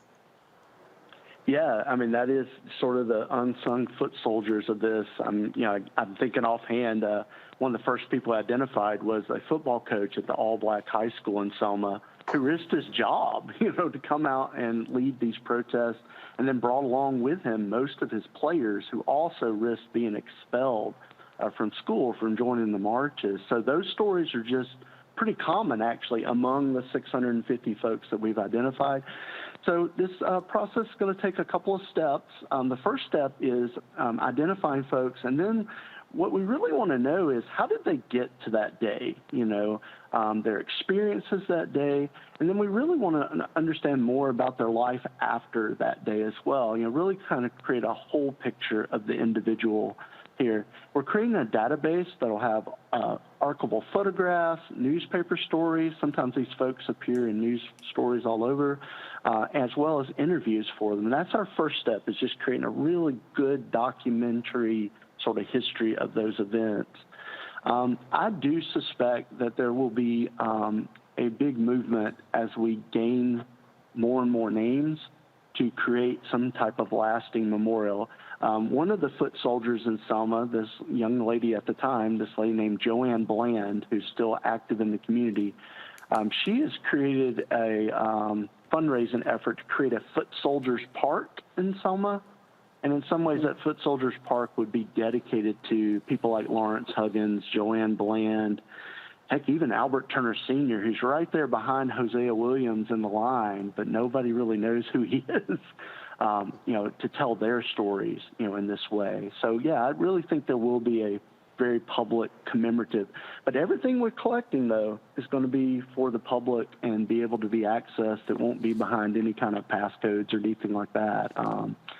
So, yeah. Attorney Allison? Yes, I think that the work, again, that you're doing is amazing. And I heard you say that, the university in which you are a professor at has definitely been supportive, whereas others probably not so much. And the university has, provided funding in order for you to do this work that's going to take a lot of time to identify these individuals that were part of Bloody Sunday. I'm curious, given your racial background, how do you reconcile that with the individuals or organizations that you bring on as contractors to assist you with the work? I always talk about reform through diversity, equity, and inclusion and pushing towards Black businesses and organizations to be able to, number one, know how to bid on a contract such as yours, but number two, be selected to actually get the funding to actually work on a contract such as yours. How have you addressed that? Yeah, that's an excellent question. I mean, the first step of that is, I be frankly honest, Auburn University is not the most racially diverse university. And so as we've created this project, I've particularly done a sort of concerted effort to recruit students to our graduate program who can participate in a paid manner, to be part of this project and receive their master's degree or their doctoral degree in history. And those efforts have done quite well. We've actually been able to present a quite diversified group that goes out into the communities. But more importantly, though, in working with Selma and Marion, Alabama in particular, part of my main job is to help the city council there, the local leaders, the foot soldiers themselves, many of whom have tried to preserve this story for years and years and years, but help them help them identify and help them learn how to apply for certain grants that are available and think outside the box about the types of grant opportunities that are available to tell these stories. Sometimes people who are interested in history kind of go to the same well over and over and over looking for funding, when in reality there's just a really broad base of opportunities out there. And so, some of the things we've been doing is, working with, like I said, elected officials like city council members or church organizations in the community, but also private property owners to help them, secure this type of grant funding and manage it not through us, but through their own sort of institutions and their own sort of communities. Ultimately, we're hoping to help churches and local governments in predominantly black cities, right? Selma and Marion, better access the tools and funding needed to preserve this really critical and important story. Well, thank you so much, Dr. Hebert, for sharing this information with us. I wish you the absolute best of success in the project, and I hope that you will come back and keep us posted on how it's going, because we certainly want to know and to be able to honor every single name for every single person and their families who was there that day. Thank you for having me. I hope y'all have a wonderful evening. Same to you. We will be going on break, and when we come back, we've got lots more on Roland Martin Unfiltered on Black Star Network.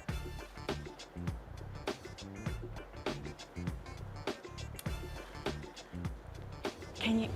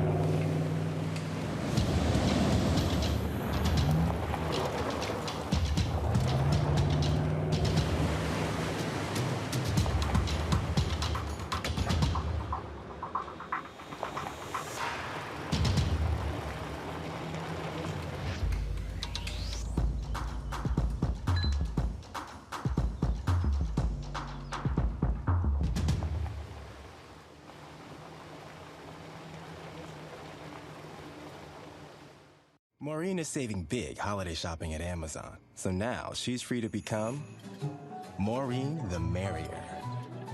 Food is her love language, and she really loves her grandson. Like, really loves. Hi, I'm El DeBarge. Hey, yo, Peace World. What's going on? It's the Love King of R&B, Raheem Devon, and you're watching Roland Martin Unfiltered.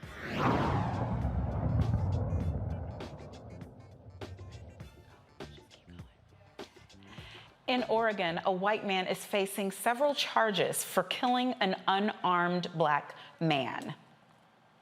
Ian Mackenzie Cranston has been indicted for second-degree murder, first-degree murder manslaughter, second-degree manslaughter, first-degree assault, and 2 counts of unlawful use of a deadly weapon. Cranston shot Barry Washington Jr. after an altercation outside of a bar on September 19th. Some say the fight started because Washington complimented Cranston's white girlfriend. Doesn't that sound familiar? Prosecutors have yet to add a bias crime charge. The investigation of whether or not the shooting was racially motivated is ongoing. Cranston was arrested the night of the incident, but was released on a $10,000 bond. Since the indictment, Cranston remains in jail with no bond.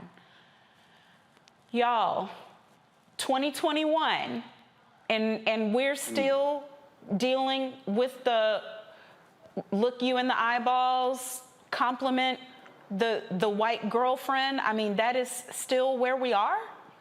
Who wants to talk? Well, it sounds like a modern day lynching. I mean, that's really what that is. It just has echoes of decades of brutality and terrorism that has wrought down on black people, supposedly in protection, quote unquote, of white womanhood. And so to see that he not only did that, but that apparently he was let out, like he's at home tonight, right? If I heard you correct, he's at home tonight, chilling at home, after murdering a black man for just merely giving a compliment to his white girlfriend is unconscionable. It's really infuriating to see that as far as we've come chronologically speaking in terms of years, we are exactly where we were decades ago in terms of lynching black men because they dare to gaze at a white woman. Right, so just a correction. It seems like they let him out on $10,000 bond when he was arrested, but then since the indictment, thankfully he at least is still in jail. Attorney Allison, what are your thoughts? First and foremost, my condolences to the friends and the family of Mr. Washington and to all of us that are tired of hearing these stories and all of the trauma that we're experiencing from seeing our brothers and sisters being murdered ruthlessly at the hands of police, at the hands of white people, and people just not caring. Condolences to all of us, and it's okay to turn off devices if we feel triggered, first and foremost. I do believe that this is 2021 Emmett Till all over again, and I'm a clemency attorney, and I had no idea that quitting DOJ and launching my practice 11 months ago would catapult me into the public light, but I was tagged immediately as this was happening by so many people that wanted to bring it to my attention. And I'm glad to see that, at the time, just a couple of days ago, when I was getting tagged in the story, that, they were trying to get attention on this because nobody was talking about it in Oregon.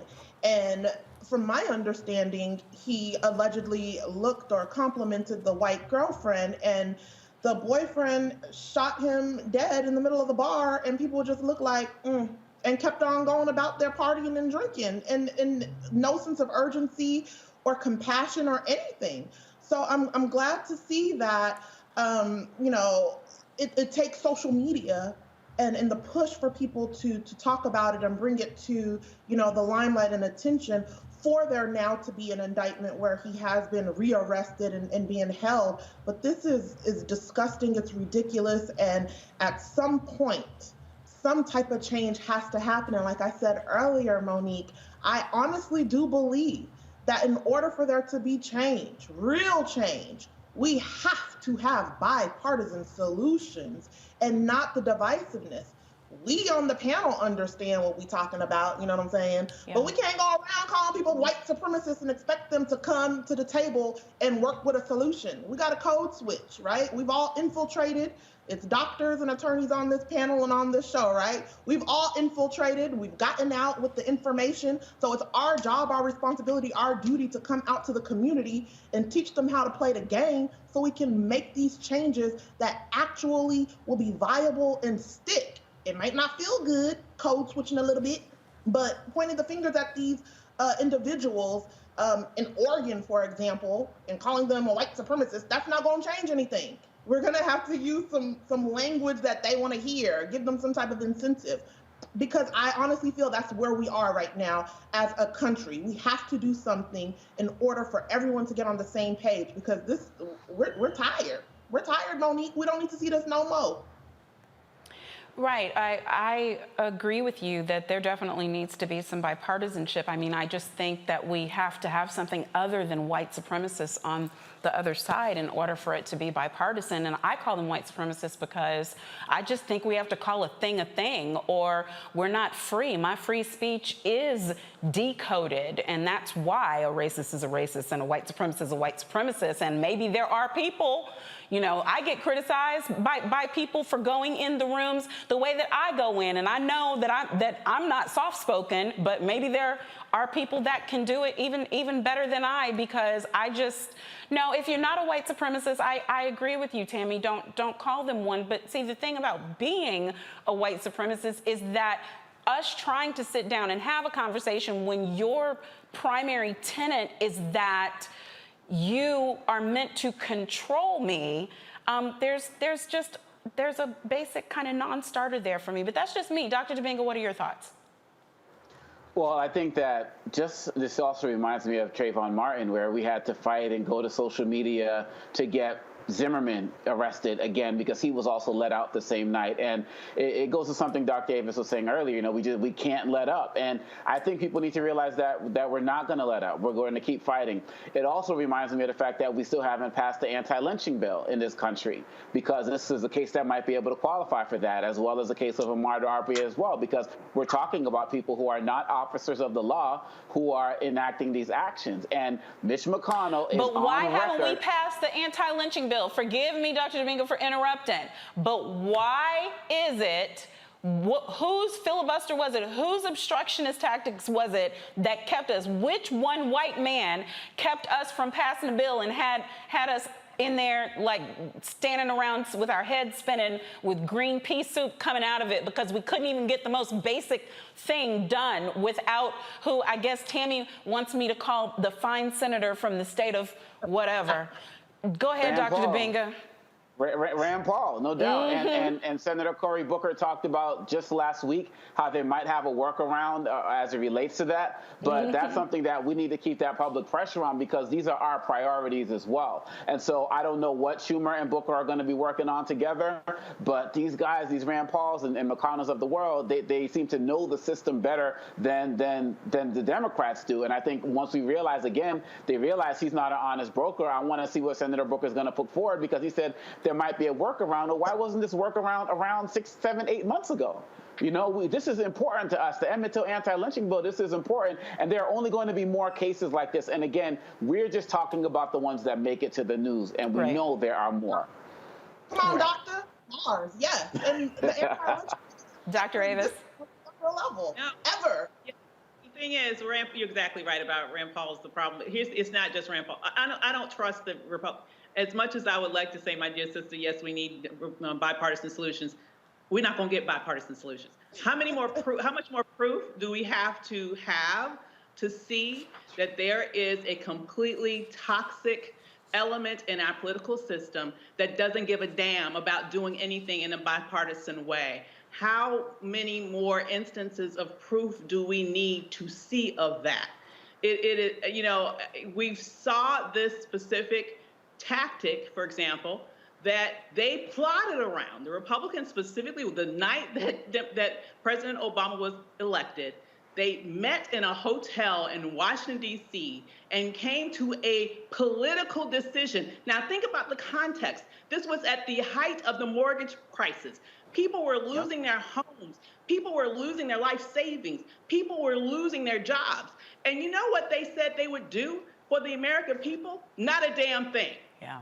That was their decision, that they were going to do not a damn thing for the American people, and instead what they would do is oppose any and everything that President Obama put forward, which they did. And they are doing the very same thing now with the Biden administration. They have zero credibility when it comes to this issue of wanting to reach a bipartisan solution on anything. So in my opinion, the desire for a bipartisan solution is a fool's errand. We need to figure out how we can take enough power to be able to do what we need to do without one Republican vote, because that is the only way we will have progress on those issues that are critically important to Black people, period. And we've got people on the streets right now. I got to go to the next topic. We got people on the streets right now trying to teach people how to spell filibuster so we can fix it. A Minnesota judge reverses his decision to have the state pay legal fees for former officer Derek Chauvin. Good call. In September, the judge ordered the state to pay $5,000 for his appeal in the George Floyd case. And then the judge changed his decision, saying Chauvin is not indigent and could afford his legal fees, all $5,000 of it. Chauvin is serving 22 and a half years for the murder of George Floyd. Let me start with you, Tammy. Now, first of all, I'm looking at this $5,000, and I mean, these are just jokes now, right? I mean, they are even from prison. Him, his defense team, everybody, they're making a mockery of an entire system, because to get a real appeal done is obviously in the tens of thousands of dollars, and all they're trying to claim to charge him is $5,000, and he got the state to pay for that. Really? Listen, Monique, what legal team? What legal team? He don't have a defense legal team anymore. They quit. He is self-represented right now. He's not though. He's not though. He is not though. He is not though. Not representing himself on the appeal? No. They might not have their names, but he has lawyers. They publicly had said, when I just appeared on Court TV the other day, that he was self-represented in his appeal. So I do think it's a good call to reverse the decision. I don't think any state should be paying the legal fees of an officer that was found guilty of murdering an unarmed Black man with his knee in his neck for 9 minutes and 29 seconds. I think that decision is on point. Again, I don't know what's going on with his defense team with the appeal, but I do think, given the fact, that I sat there day in, day out and did cover the Chauvin trial, I believe that the judge's rulings were preserved on the record. The defense attorneys, any of the objections, everything, in my opinion, was preserved on the record for any potential appeal. So the likelihood of success of an appeal overturning the conviction or even any of the sentencing components of it, I believe it's very, very unlikely. Oh, for sure. That was one of the most well-tried and well-adjudicated cases that I've seen in 22 plus years of doing this work. So yeah, I think it's gonna stick. Either Dr. Avis or Dr. Dibinga, anything to add? I just don't understand how the state originally paid for it in the first place. I mean, just when you think about the amount of gaslighting that represents, Black people's tax money was used for that $5,000. Now, I'm glad that they reversed it, but the idea that that was even out there and at some point it was okay to do, Black people's tax money was part of that $5,000. It is atrocious. It is gaslighting. And I'm glad that at least now it's been reversed. And I'm also thinking about so many trials that we have. I guess the one exception I'm gonna put a pin in and say that indigent defendants have rights. So the fact that the judge decided that he was not indigent and that is the reason, to me, that is important, because I don't think that it matters what crime was committed or how heinous the crime was that was committed, or the fact that there's been a conviction. I'm in favor of everybody getting their constitutional rights, because I don't think less Constitution works for us. I think it needs to be equally applied. I'm sorry for the interruption. Go ahead, Dr. Dibinga. No, that's part of where I was going to go. Hold on, Dr. Dibinga. Dr. Avis is putting a pin in it too. Go ahead. Oh, go for it. I 1,000% agree with you. Let me just say, though, and you might be, correct me if I'm wrong on this, but this typically happens. I mean, this might be why it was reversed. Typically, when these things happen, you have, for example, white supremacists, I hate to use that term, from across the country and other, they come together and they create legal funds for a lot of these police officers who are on trial for murdering Black people. So I'm assuming the same thing happened in this case. Is that what happened? Yes, and that's exactly why I was saying, even if he's claiming that he's defending himself, I firmly believe, absent any proof whatsoever, that there are some white supremacist funded firms helping him to do his so-called pro bono appeal. Now it's your turn, Dr. Dibinga. Well, it just has me thinking about all of the young people, young Black and brown children, teenagers, and the like, who don't have money to pay their fees, and if they can't pay, they go into jail, they go into prison, they don't have an opportunity to even get that type of luxury that Derek Chauvin was afforded. So going off your point, Monique, if we're going to apply it, it should apply to everybody. But so many times, people from our community get in trouble with the law and don't have the money for their fees, and it's, hey, just throw them away, lock them up, throw away the key, and that we need to have it be equal for everybody. Agreed, agreed, and agreed. It's time for another break so we can pay the bills. When we come back, we'll have a very important topic here next on Roland Martin Unfiltered. Stay tuned.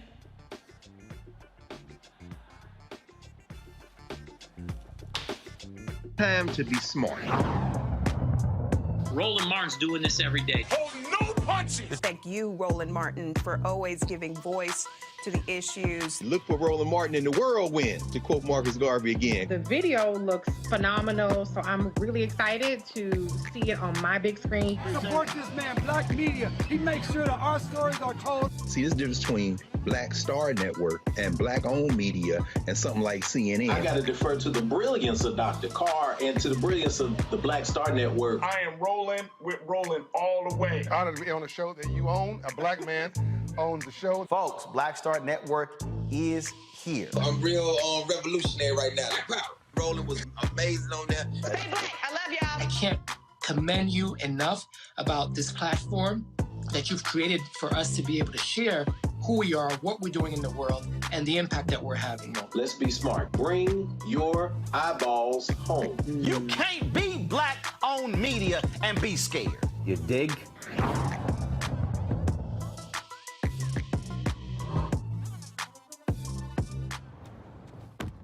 Oh, that spin class was brutal. Well, you can try using the Buick's massaging seat. Ooh, yeah, that's nice. Can I use Apple CarPlay to put some music on? Sure, it's wireless. It's something we all like. Okay, hold on. What's your Buick's Wi-Fi password? Buick Envision 2021. Oh, you should pick something stronger. That's really predictable. That's a really tight spot. Don't worry, I used to hate parallel parking. Me too. Hey. Really outdid yourself. Yes, we did. The all-new Buick Envision, an SUV built around you, all of you. Hi, I'm Eric Nolan. I'm Shantae Moore. Hi, my name is Latoya Luckett, and you're watching Roland Martin Unfiltered.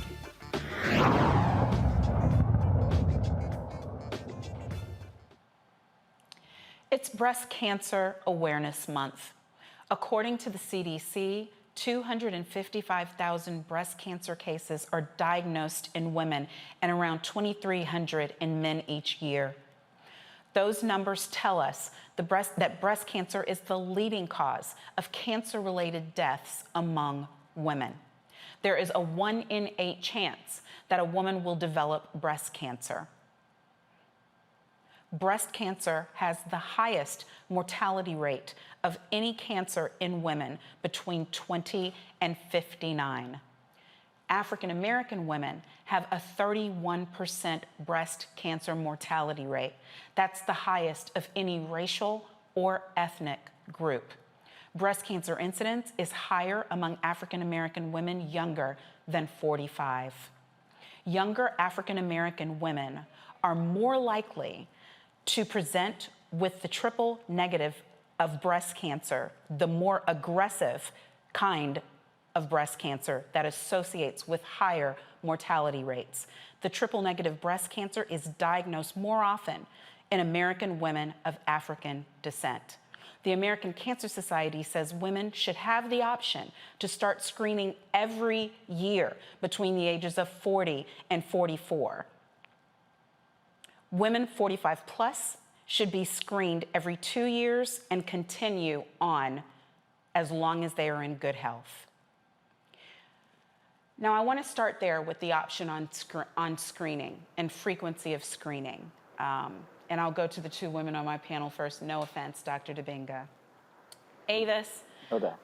you know, a lot of the reason why we're hearing these numbers be higher for you and me and Tammy and our sisters and mothers and daughters is because of the lack of access to care. So when we need something, we gotta fight and advocate for things that other private care doctors are offering as rote. And we have seen that improve to a certain extent under the Affordable Care Act, but we obviously are not anywhere near where we need to be. You're exactly right. And we aren't anywhere near where we need to be. We know that with Black women, breast cancer tends to present in us at younger ages than it does in other demographic groups. And when we are diagnosed, oftentimes, as you mentioned, we end up being diagnosed with the most aggressive form, triple negative breast cancer. And so oftentimes, by the time we are told by our doctor that we should be getting those screenings, we are well past the age where the typical or many Black women actually present. So we need to get those screenings younger. We need to be very loud and boisterous about fighting for our lives by asking for and making sure that we receive access to those screenings that we need to save our lives. And we need to make sure that we put the pressure on our overall health system as a whole to do a better job of providing health care to all in a way that values every life, because literally every life matters. Tammy, your thoughts? I agree 100% with Dr. And the fact that, Black women at a younger age, are getting diagnosed with cancer and even feeling lumps. And so not having that access to health care, even with, the Affordable Care Act or Obamacare, whatever you want to call it, even as it stands now, yes, it's wonderful, but a lot of improvement can still be made, because an individual that makes approximately $25,000 to even $30,000 a year, they're paying about $400 to $500 a month with the Affordable Care Act. That's still a lot of money every single month going towards health insurance. And that's a little bit of money annually for someone. So what we're seeing are individuals who are not telling the truth about their annual income so they can pay less monthly, or individuals that are just like, you know what, I don't got $500, $600 a month to pay this, so I'm just go on ahead and not have no insurance. And that's a problem. So we need to address that and also talk about it more, talk about personal experiences that, women like us on this panel, and even you, Monique, have experienced personally or with our family, so that when people are watching us, they can hear us and identify with our experiences and know that it's okay for them to maybe go to Planned Parenthood or go to some organization that is willing to do a mammogram, even though they're not at the age of 40. Because when we talk about bias, there's a lot of inherent bias in the healthcare system. We already know that.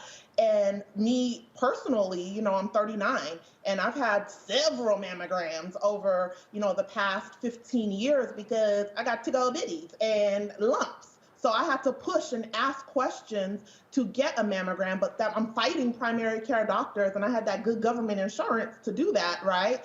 So that I can get a mammogram and then get an ultrasound for them to say, oh, it's a cyst or it's fibroadenoma, which is very common in African American women, but still me being able to have the fibroadenoma removed, which is just a benign lump, right? But there's like a 1% chance of it becoming cancerous. I'm fighting because I'm not at the age limit of a mammogram, right? I'm not 40, so it's like, oh, you don't need it. But I'm like, listen, I feel it, touch it.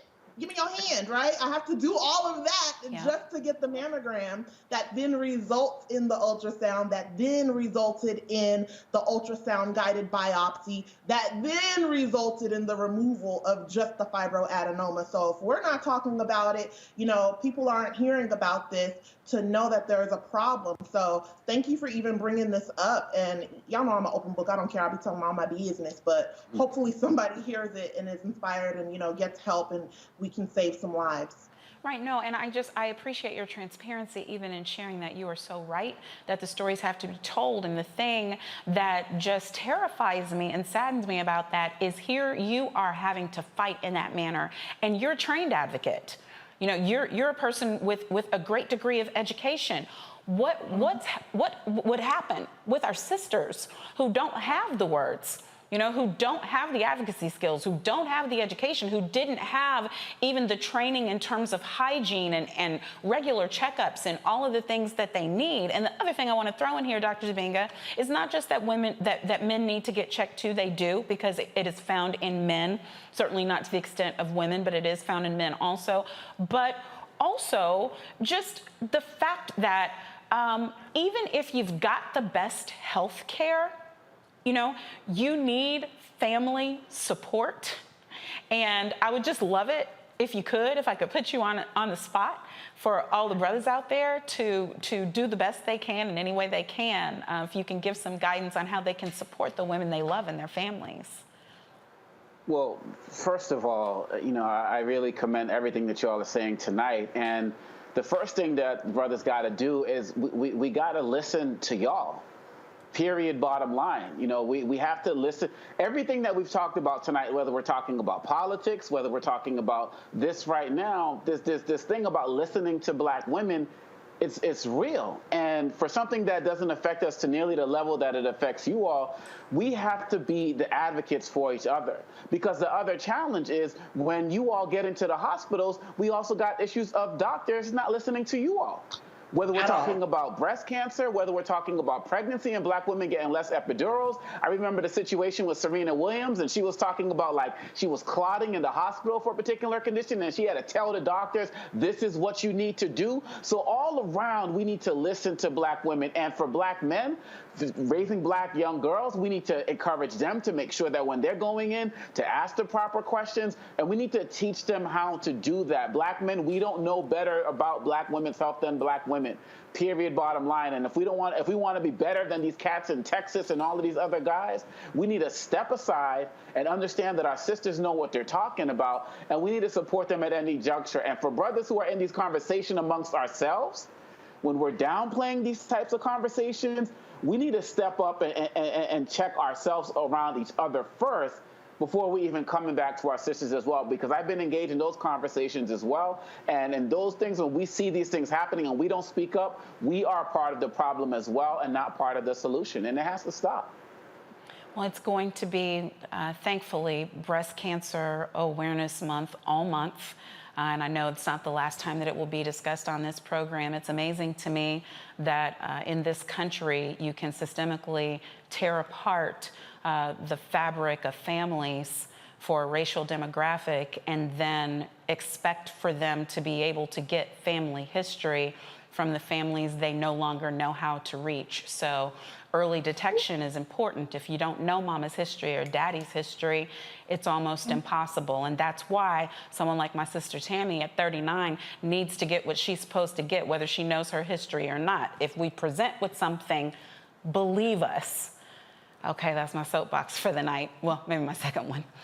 Despite the widespread COVID vaccine, we're finding, despite the widespread COVID vaccine availability, there have been over 100,000 deaths since mid-June, bringing the total of deaths to 700,000 and more than 44 million cases. As flu season nears, medical professionals are urging patients to get the flu and COVID vaccine.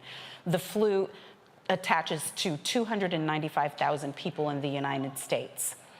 The vaccinated during the holidays need to continue to wear masks. Health experts insist that we will be able to have a vaccine for those that are ages 5 to 15 sooner rather than later. I think that's already available, though, for Pfizer, unless I just read that wrong. Anybody on my panel know? Y'all are the experts. I don't think it's available for 5 to 15 yet. I think, like you said, they've been talking about it. I have a 7-year-old, so I've been on the lookout trying to hear about that. Oh, okay. So what ages can get it now? Give me the facts, y'all. It's how 12 and how up old? for the Pfizer vaccine right now. Oh, okay, the end of this submitted. month. Okay, I'm looking back. Let me look at my notes. We'll meet at the end of this month to discuss Pfizer's vaccine eligibility for children ages 5 to 11. I was on the first thing smoking. The minute they said my kids could get it, I was in there, but that's just me. Okay, comments from our panel. Dr. Dominga. I think that this is crucial. I think that this is extremely important. And as we're going into this pandemic or continuing on, I mean, we've lost more people than we lost during the flu of 1918. And I saw a panel this weekend on the news, and they were talking about this country was supposed to be pandemic proof. But when you have people like Trump come in and you suppress the pandemic response and the pandemic response unit and the like, and then you don't have the type of access that we were just talking about in the last segment, and then you got the ignorance and the disinformation, we're getting what we're getting right now. People are still blaming immigrants and blaming people at the border and not wanting to look at doing the work themselves. And I feel like we still have the opportunity to get out of this. If it's just the will. We're kind of like slaves to our freedoms right now. People having this mentality where I can kind of do what I want. You can't tell me what to do. And we keep mixing up freedom and license. You can have the freedom to not get vaccinated, but you don't have the license to make me sick. And so we need to make sure that we're continuing on this route. I think that we're closer to overcoming it, but I'm very nervous about the holiday season and what's going to happen. And I think that there'll probably be another surge after that because people are just so stubborn right now. Avis? I completely agree. Amen, amen, amen to everything that Dr. Namika said. I mean, you have I loved it. You have the freedom not to get vaccinated, but you don't have the license to make me sick. That is the part of it that is so critical to me, because you have all of these people, interestingly, the same people who want to take away a woman's right to choose around here talking about my body, my choice when it comes to the vaccine. I find that very interesting. But it's not just your body. That's the thing. It's all of our bodies. And things, unfortunately, will probably get worse as we head into the colder months and more people are inside. And if people don't start to really take this thing seriously in terms of getting vaccinated, in terms of wearing those masks, we're going to find ourselves once again back in another space where we are seeing spiking rates of COVID. If we want to get past this thing, we all need to do our part, and a major part of that is making sure that you get the vaccine. Get vaxxed, y'all, for all of our sakes. Please, Jesus. All right, Alabama lawmakers pass a law to use COVID relief funds to build more prisons. Let that sink in. Republican Governor Kay Ivey believes the funds are necessary for the state's struggling prison infrastructure. Criminal justice advocates argue the funds were not meant to increase prisons in the state and could be used to improve the lives of residents. Alabama has some of the highest incarceration rates in the nation. Blacks make up only a quarter of the state's population, but over half of the prison population. One more again. Blacks make up only a quarter of the state's population, but over half of the prison population. Make it make sense, Tammy. Listen, Monique. My chest. Make it make sense. I got that one more time. Blacks make up a quarter of the population of the whole state, y'all, but half of the prison population. So when we talk about criminal justice reform, the reform is addressing that. The math ain't mathing, okay? It ain't no criminal justice reform, Tam. You know, we need to talk about for it, but obviously COVID relief money was not, intended to build more prisons, as we are trying to push and advocate for non-private prisons and reducing the prison population. So using funds where a lot of Black-owned businesses didn't even get PPP loans or EIDL because they can't even figure out how to do the paperwork right. And when they did do it right or wrong, they done got caught up with some federal indictments, but that's a whole other story. That money is not for building more prisons so that they can identify more people that look like me to fill up those prisons. And, part of the reason why I do what I do, and I refuse to code switch because, I got that DOJ seal to lean on regardless, is I need individuals that are incarcerated or formerly incarcerated to understand that they are deserving of the forgiveness of clemency, and that clemency is different than wrongful convictions and, prosecutorial misconduct. But all of that goes into play when we have states that are building prisons for financial benefit.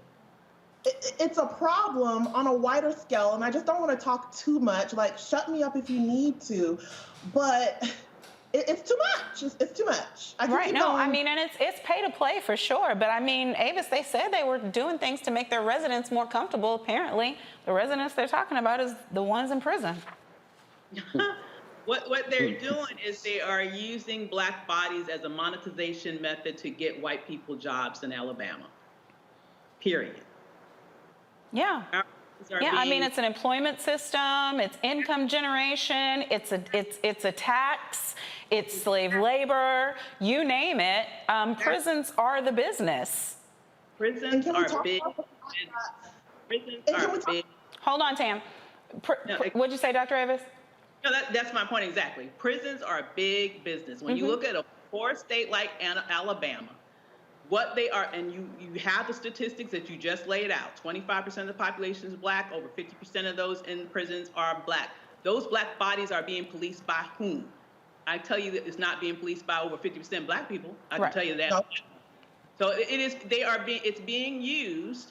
We are being used specifically as the means of production for an industry in Alabama that disproportionately keeps lower educated white people employed.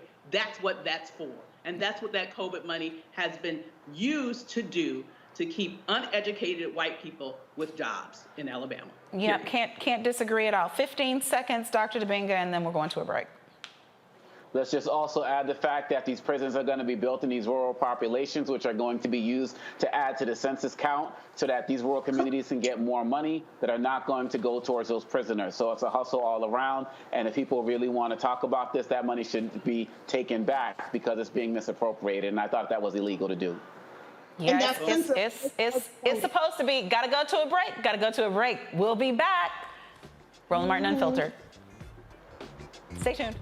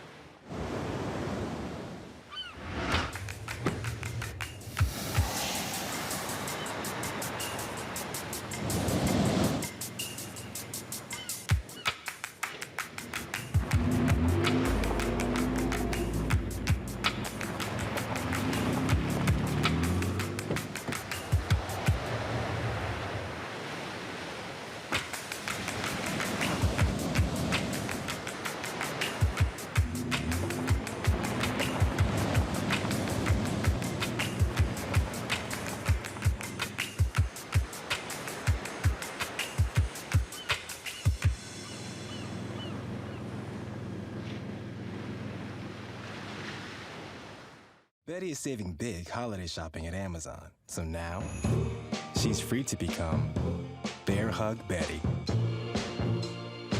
Settle in, kids. You'll be there a while. Ooh, where you going? Hey, I'm Amber Stevens-West. Yo, what up, y'all? This is Jay Ellis, and you're watching Roland Martin Unfiltered.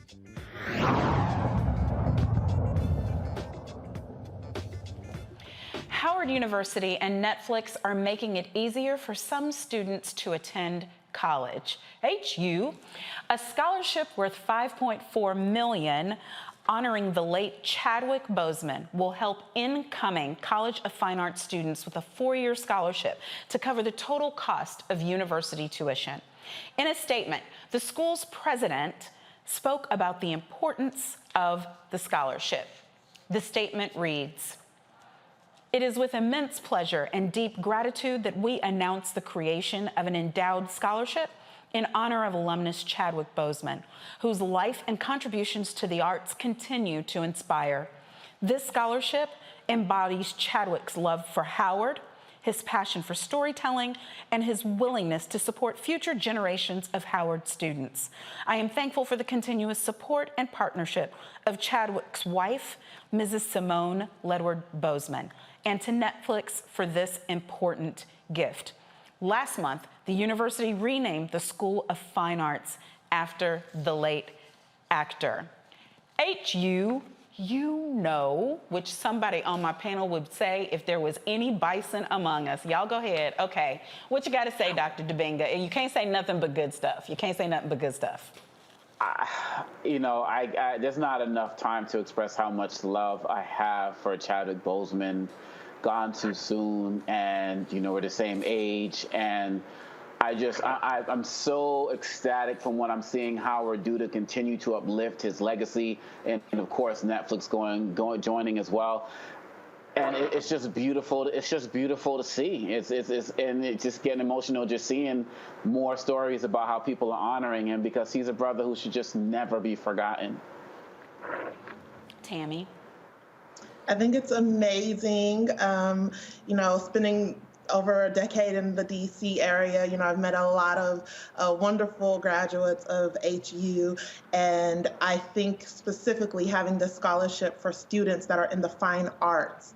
I think that is one of those majors that I think underrepresented groups struggle to identify with or truly own their passion. That's my little business plug, own their passion of the arts, because I think that whenever you're coming from an underrepresented group and trying to establish yourself and break generational curses, there's this kind of understanding or pressure to have a major that's like medicine or law or engineering. So to focus and to encourage underrepresented groups to express their creativity and to let them know that there is a career in that and there is ownership with creativity.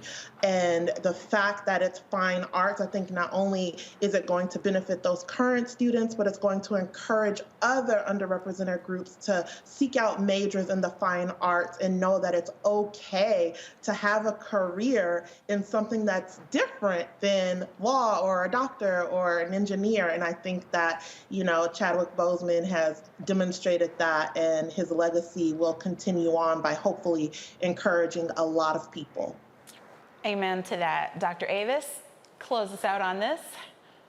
Chadwick Boseman was a beautiful soul whose entire catalog of work makes us proud.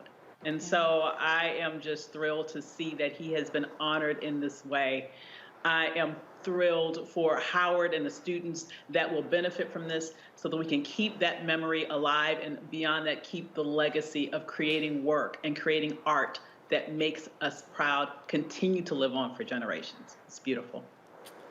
Yes, I really am thankful just to see him being honored in this way, and to know, as you all said, how many people are going to reap the benefit of the richness of his legacy.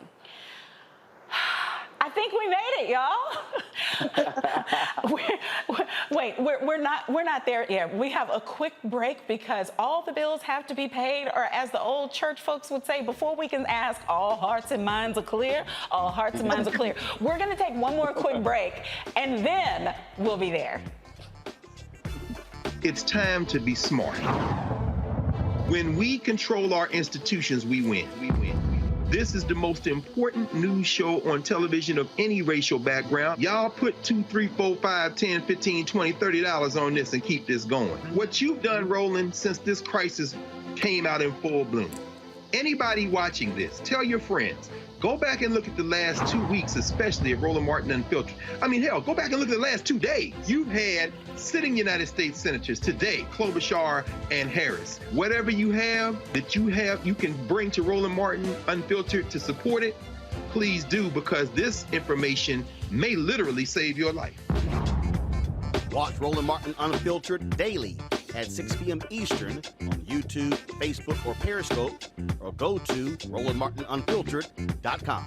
Support the Roland Martin Unfiltered Daily Digital Show by going to RolandMartinUnfiltered.com. Our goal is to get 20,000 of our fans contributing $50 each for the whole year. You can make this possible. RolandMartinUnfiltered.com. Oh, that spin class was brutal. Well, you can try using the Buick's massaging seat. Ooh, yeah, that's nice. Can I use Apple CarPlay to put some music on? Sure, it's wireless. Pick something we all like. Okay, hold on. What's your Buick's Wi-Fi password? Buick Envision 2021. Oh, you should pick something stronger. That's really predictable. That's a really tight spot. Don't worry, I used to hate parallel parking. Me too. Hey. Really outdid yourself. Yes, we did. The all-new Buick Envision, an SUV built around you, all of you. What's up, y'all? I'm Will Packer. Hello, I'm Bishop TVJ. What up, Lana Well, and you are watching Roland Martin Unfiltered.